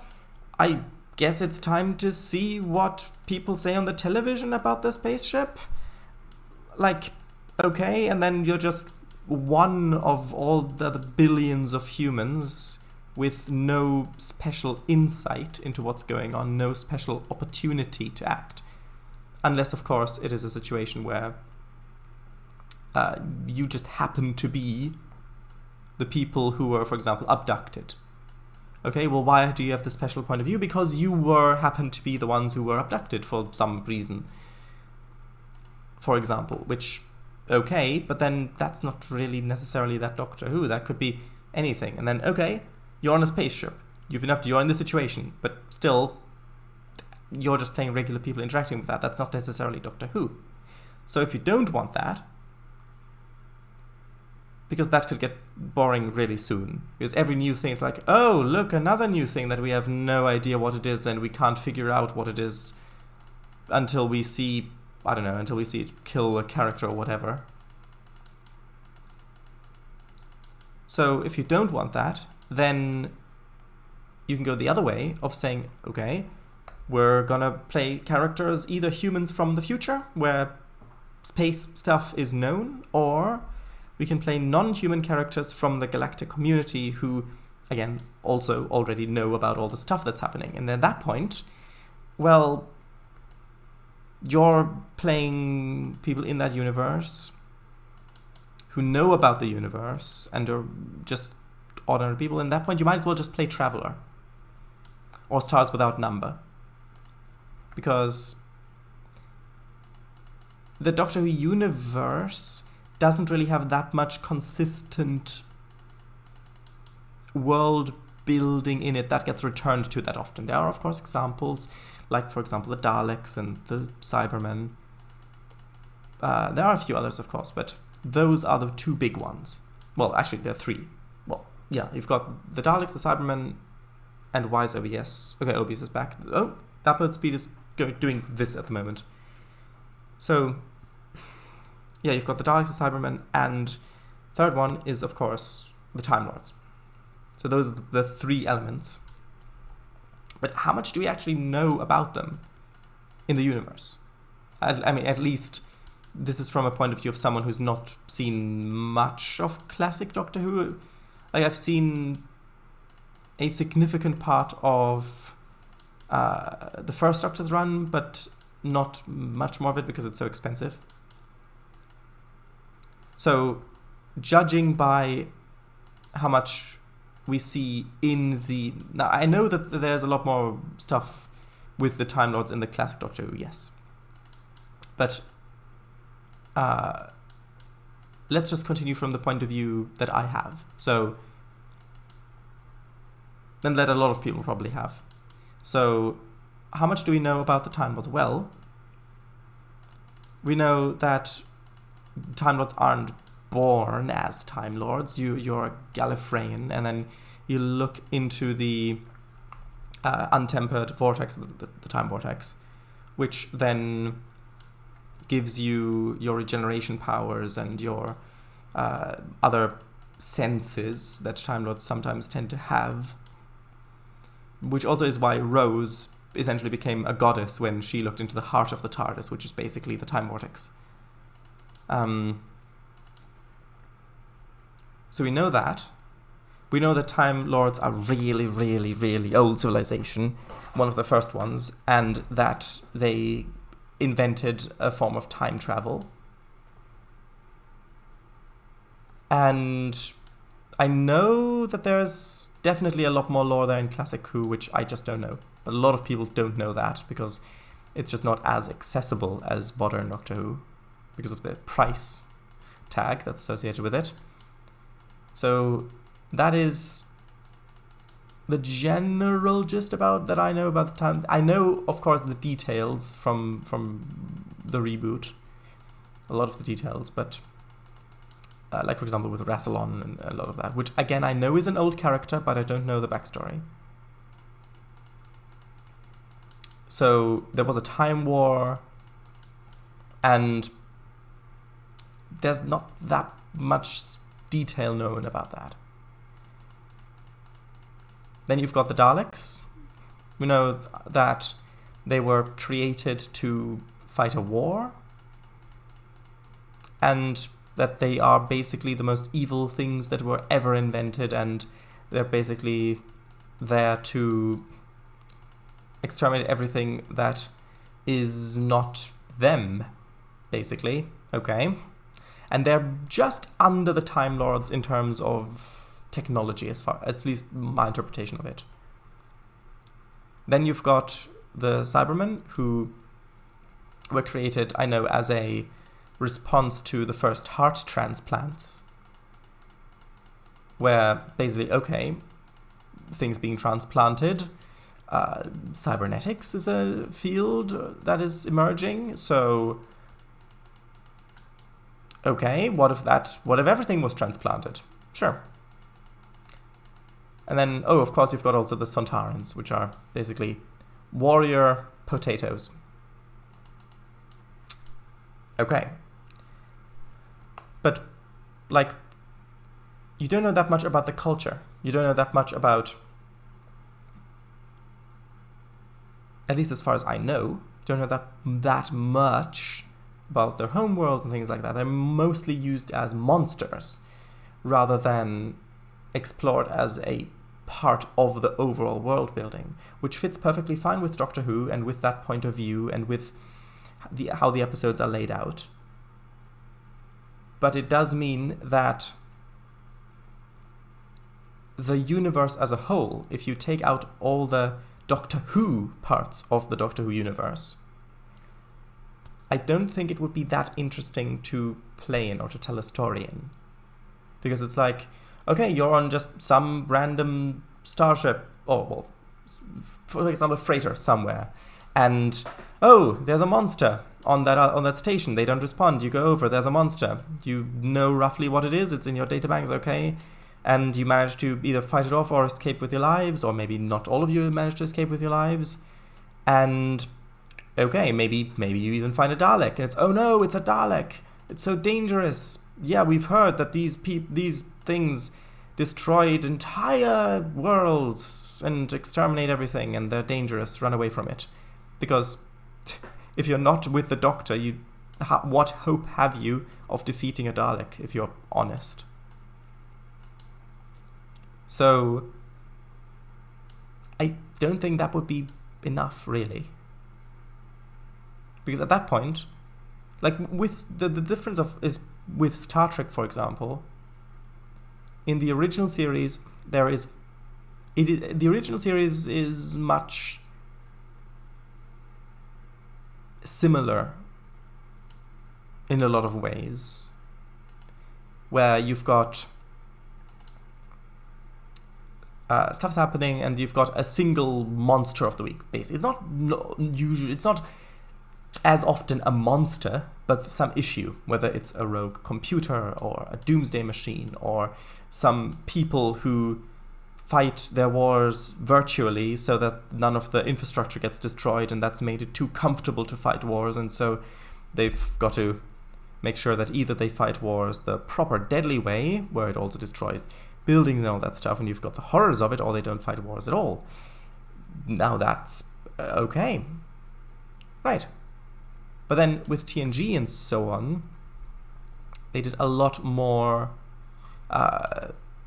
world building in that, where with the Klingons you've got so many more aspects of their culture that then get returned to and expanded upon, that get explored, where there's not necessarily a monster. It feels a lot more grounded. And I think that's why that works better in that. So with a role-playing game, you've then got those two main aspects. Either you're playing as a human who knows nothing about what's going on, or you play as some other citizen of the galactic community who does know what's going on, but still is just regular.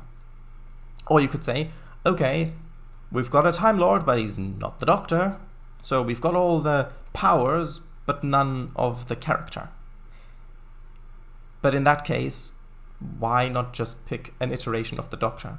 Because the Doctor has recastings baked into the very fabric of what makes the character that character. So why not? Why would you let that go to waste? Why not just say, okay, this particular era in Doctor Who is interesting. We want this backstory. For example, let's say, okay, we want all the backstory with River Song, and we want all that stuff to have happened, so we can take it as points of reference. So then we say, okay, when number 12 regenerates, or when maybe 11 regenerates even, in our version of the Doctor Who universe, it could just be a parallel timeline, it could be whatever, literally. With Doctor Who, you can pretty much make up whatever you want, and as long as you're even a little careful, you're not going to break canon. The Time of the Child. And you can say, okay, well, in this version of the Doctor Who universe, the Doctor regenerated into my character. And it's that easy. Of course, playing that character is not going to be easy, because playing a character that the character of the Doctor is pretty much you've not only got to constantly act like you know what's going on, but you've got to be able to make up a plan on the spot, try the plan, throw the plan out of the window, and then jump right after it, basically, and somehow make it work. Which, I've not played the game, but I think that there might be, I don't know exactly the rules. There might be specific rules for that sort of stuff, which makes it easier, but if there aren't any special rules for that sort of thing, I think it might actually be a bit difficult, because then the easy solution would be for the GM to allow that character to just get away with so much more. Which means, okay, I'm gonna try this ridiculous thing, and the GM says, oh yeah, that totally works, because you're the doctor. And then another character tries a totally ridiculous thing, and says, oh no, of course that doesn't work. I mean, how does that make any sense? That is so unlikely that that would work, and then that just feels like, okay, you're just giving one character much more leeway with what they can do, and the other characters are much more restricted, and that's not fun. Which means that might be a little difficult. But of course it depends on the rules. Which I haven't read, because I've not got the book. So, I mean, I've seen some actual plays of it, but not that much. So I'm not completely sure if there are specific rules to deal with that. But I do think it's intended for one character to play the Doctor. To answer your question, is that answer satisfactory? Also, are you glad that you asked the question?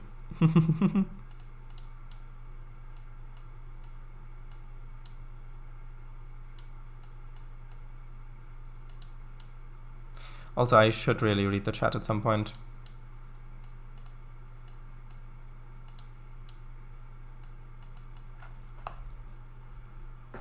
I'll set the camera to a good position for the reading of chat. Is that a good position like this? I don't know, with a lower render distance maybe not so much.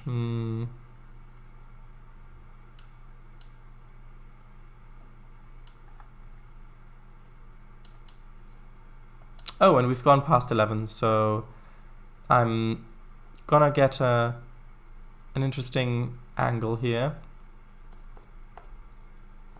Probably also gonna get a thumbnail. Is that gonna look good as a thumbnail? Maybe.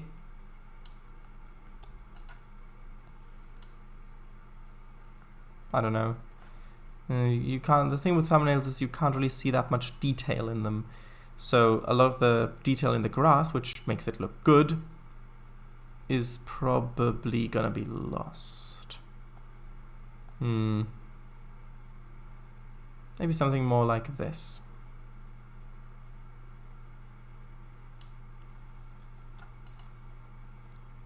Yeah, that could look good. Maybe. I don't know.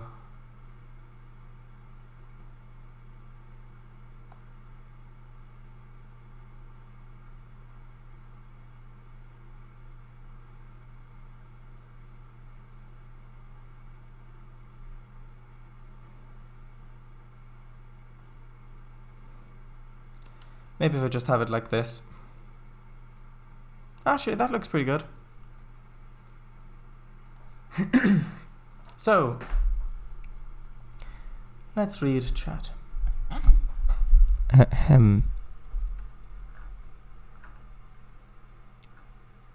So, the question was, yeah, Doctor Who role-playing game, that would be interesting.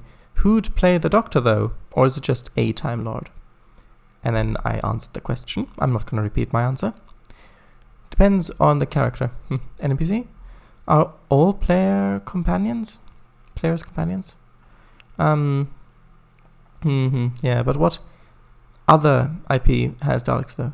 Well, the thing is that if all players are companions and the Doctor is played by the GM, on the one hand, yes, that would make it a lot easier for the character to get away with ridiculous stuff, because the GM can plan for what the Doctor is going to do in certain situations and have the world literally change to account for that.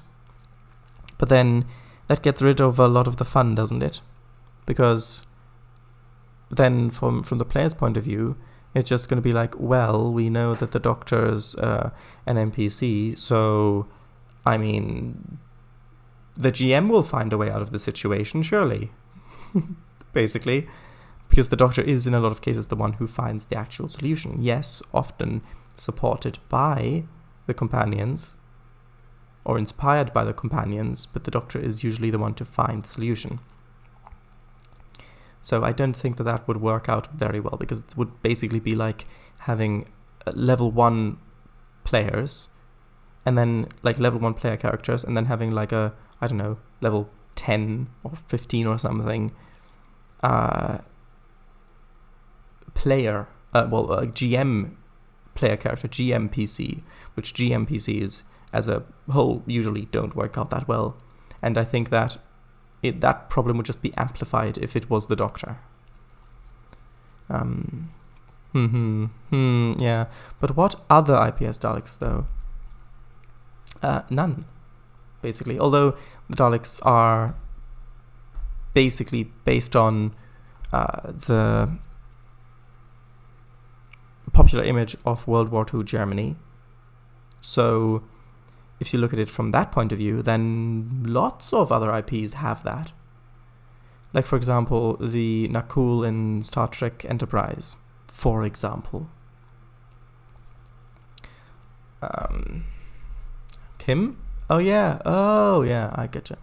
Yeah, but didn't spaceships visit London in the past? Yes, of course they did. But that doesn't make you an expert.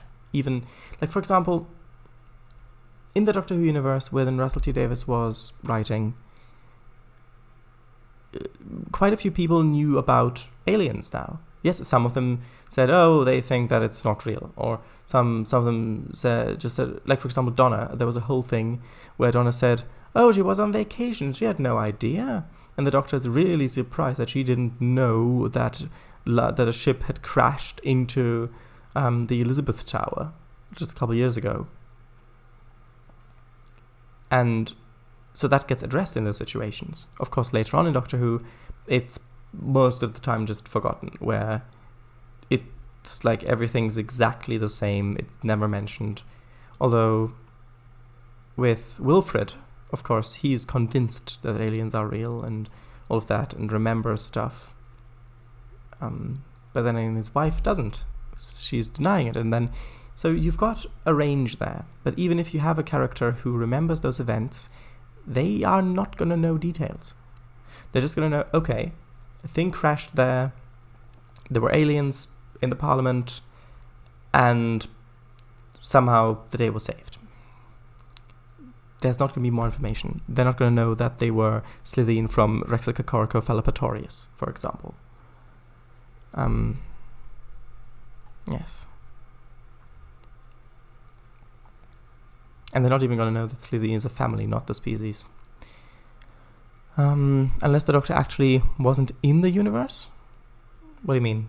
That doesn't have... Oh, you mean like playing in the Doctor Who universe, but without the Doctor's character ever being there? That... I don't know. I guess it could be interesting, but not for an entire campaign, because you could go a couple of ways with that. Either... So the episode Turn Left explores what would have happened if Donna hadn't met the Doctor when she did. So he just lost Rose. He was already devastated because of the Time War and denying all of that. And then with Rose, after Rose left, she didn't die, but after she left, he was devastated. And with the what were they called? The something R. Rachnos. With Arachnos underneath London. In the episode, when he killed them, he was just standing there in the flaming ruins of that sewer, and it took Donna to snap him out of it and to get him to escape. in the episode, we see that if Donna hadn't been there, if she hadn't done that, the Doctor would have died there. Like, actually properly died, not regenerated, like actual final death. And then we see all the... In a lot of the following episodes, we see all the stuff that the Doctor wouldn't have been there to do. We can see that when, in the episode that Martha was introduced in, there was no one there to save the hospital, so she had to sacrifice herself to save it. But since she wasn't there in the future then, she couldn't have saved... nobody saved London from being hit by a space Titanic, for example. Which means that... And so it goes on and on and on and on and on and on. And if you then take that and scale it up to the size of the universe, without the Doctor being in it, then you could do some interesting stuff with that. Like, for example, you could go further down that way and say everything is just a complete nightmare because, as it's alluded to in some of the later episodes, specifically the Christmas special of the 12th, Peter Capaldi, Christmas special, where they meet the first Doctor, and where he says, no, I'm old, I don't want to regenerate, I don't want this. The first Doctor, his first regeneration, doesn't want, he just wants to die. And Billy, well, kind of fake Billy, but Billy nonetheless, speaks with him and says, what made you leave Gallifrey? Well, you're running from something. What are you running from? And then he says, well, it's not just running, well, I'm paraphrasing, of course, but it's a mystery. He doesn't understand why in the universe good prevails over evil, because according to his logic, evil should win because evil is prepared to do more things that are effective than good. So, according to his logic, evil should win, but the truth is, good prevails. Now, Billy then alludes to, well, maybe it's just some bloke, which is British slang for guy, just puts things right. Travels around, puts things right, helps out. And then he says something like, oh, that's a fun story or a fairy tale, something like that. So in the episode it's alluded to that the very reason for the Doctor spending thousands of years righting wrongs in the universe is to figure out why so many things turn out good, which then is his own actions for the cause of that. Which, if you take the Doctor out of everything, out of the universe, then as a consequence, that would be that the universe would be hell, basically. On the other side, you could say, okay, so many of the monsters that the Doctor fights are only as dangerous as they are because, through evolution, whether they're an empire or something, I don't know, some kind of evolution, they have become that deadly, that dangerous, because they have to in a universe that has the Doctor in it. So you could flip it on its head in that way. Or you could just have the exact same universe, only the Doctor's not in it, and that doesn't have any consequences anywhere, which is the more realistic way of what it would likely be in the current era of Doctor Who, unfortunately. So, is that what you meant by unless the Doctor actually wasn't in the universe? Traveller? Yeah, Traveller is an old tabletop role-playing system. I think it's from the 70s. Let's just quickly look it up.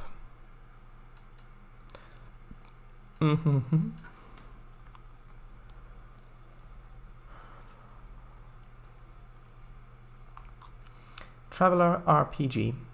1977. Traveller. Traveller is a science fiction role-playing game first published in 1977 by... There you go. So, Traveller is supposed to be really good. I've heard really good things about it, but I've never played it. I don't know how much it costs to get a PDF. If there is even a PDF that's available, but it's supposed to be good. Stars Without Number. Yep, Stars Without Number is also supposed to be really good. It's another sci-fi role-playing game that is, I believe, focused more on sandboxy procedural stuff, but I could be mistaken. I've not looked into it that much, but it's supposed to be good as well. Sontarans, Ood. Well, the Sontarans, yes. The Sontarans, I said, yeah, they are a creature, a monster, to use the more common terminology in terms of describing the role in the show as opposed to what they would technically be. Monsters from classic Doctor Who. Ood. Ood are, I believe, an invention from the reboot. Oh yeah, Time Lords. Oh yeah, Time Lords, of course. The Angels, well, they're just from the episode Blink. Slytherin, they're just a family. They're not actually a species. Slytherin are just a family. Sycorax? Well, the Sycorax are also just, I think, from the reboot from that episode. Warrior Potatoes, yes. Yep, seems accurate. Strax, where is it? Strax, Kargan, no offense. It even says, humans who met them, such as Sarah Jane Smith, Clyde Langer, and Bay Nelson Stanley, often compare them to huge potatoes with ray guns. Yes, very true. Playing the Doctor off script would be very, very tricky. Yeah, I think the things you would need most when doing that is, one, it would really help if you have GMing experience, because I think that the way that the Doctor thinks about situations, at least in reboot Doctor Who, often I feel is quite similar to how a GM thinks about situations, where the characters constantly got the situation in their mind and running paths of, okay, if we do this and this and this and this, then that could happen, or that might happen, or that might be connected that way, or and so on. Which means if you've got GMing experience, which means you've got improvisational experience as a prerequisite, basically, then I think that could make you good at playing the character. With the exception that you will have to adapt to how the situation's changing, not just from the player's actions, but from the actual environment's actions as well, which, as a GM, you don't really do that much unless you're playing in a randomly generated sandbox or something like that. I'd imagine. Depends on how it's done. Oh, there better be special rules. XD, yeah. Not sure how it's handled. It is. I am. Okay, I don't know what that was answering. Maybe it just requires the player who's planning to play the Doctor to have watched all of Doctor Who beforehand. I mean, it wouldn't hurt, except your wallet and your lifetime. But, of course, knowing the character well and knowing the lore would be very helpful to playing a character in that universe that is between hundreds and thousands of years old, depending on which lines you believe and which point in the universe you're playing in. Anyway. Change the time of day for the screenshot? No, I quite like this angle. Yeah, Doctor Who is the only IP that has Daleks, but it's not the only IP that has Daleks. Yeah, I get that. Not an entire campaign. Yeah, we need the Doctor. Yeah, because of the reasons that I said previously. There's no need to repeat them, really. Unless you fell asleep the first time, in which case you can just watch the archive. Which, yes, is a prelude to what's to come shortly. Right. More, the last one. That's tough would be up to the human characters to fix. instead of up to the Doctor. And up to a Time Lord character who is not the Doctor. Well, yeah, that could be fun, but in that case, the challenges can't really be on the same scale that you tend to expect from Doctor Who. Because in Doctor Who, often, at least in reboot Doctor Who, the challenges are things like, oh, there's a space station orbiting a huge black hole, and there's a planet there that should collapse into it, and you've gone down there and there's literally the devil in there. Literally, the actual devil, and is trying to escape. Now fix that.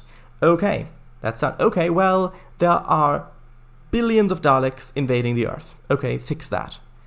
Or, okay, there is a time paradox going on where things are happening before they actually are supposed to happen and thus cause themselves, which seems to be an inevitable path towards destruction.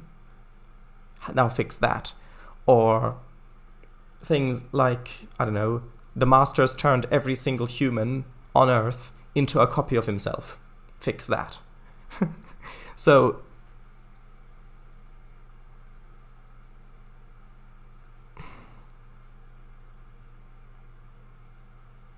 and yes, there are, of course, also a lot of other cases where the threats are much smaller. Like, for example, in the second episode of the reboot, where they're on that observation station observing the destruction of the Earth. Just the natural destruction of the Earth. Like 5 billion years in the future or something like that. And it's like, okay, there are people on board who want to sabotage it and kill all of them. Fix that. Now that's a more manageable problem if you're a character that's from within that universe. Like from within the intergalactic community. But if you're playing like just Earth people from here and now, then how are you supposed to fix any of this? Like, yes, a lot of the episodes are just run away from the monster and try to save some people on the side and solve a little bit of a mystery. And that, yes, you can, of course, have normal humans doing that. But then, if all of it is that on a scale that normal humans can manage, you're just taking away so much of what's at the heart of Doctor Who in the first place, and what, at least for me, would make it fun to play.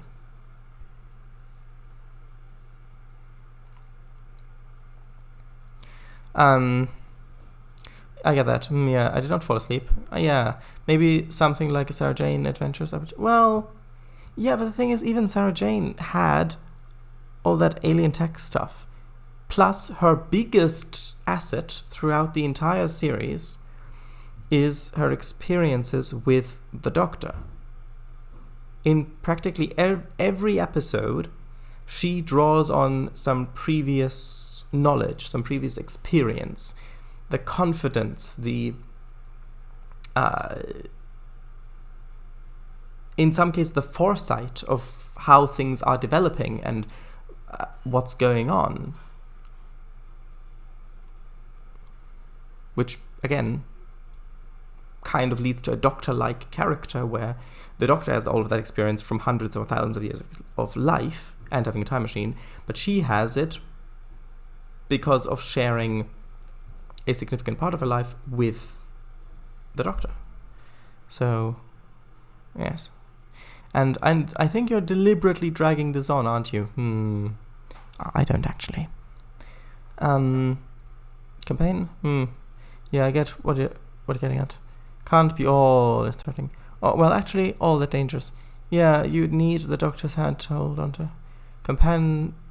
Companions can they fix it all by themselves? Except Martha. Martha pretty much did actually fix that whole master thing by herself, because But only because she, again, had the experience of being with the doctor for that time. Yep, you would be transplanting the heart of the setting with the side one. Not really, but still. Okay, well, in that case, thank you all very much for watching, and I'm finally gonna place the tree of safety, because I can't remember if I saved or not, and gonna be ending the stream, because I think I got a little bit carried away there, because not much was going on, and so my mind wandered to Doctor Who, and then I thought about that, and then just watch the stream if you don't know how we got here. No, that's not a reference, and then you'll be done. So thank you all very much for watching. I've already quit Trainz, and bye-bye. Good night. Good night. Bye-bye. Yes.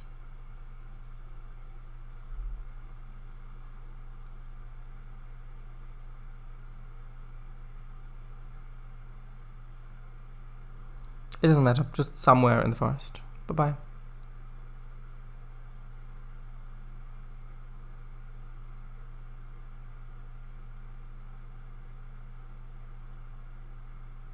I'm actually going to end now, so bye.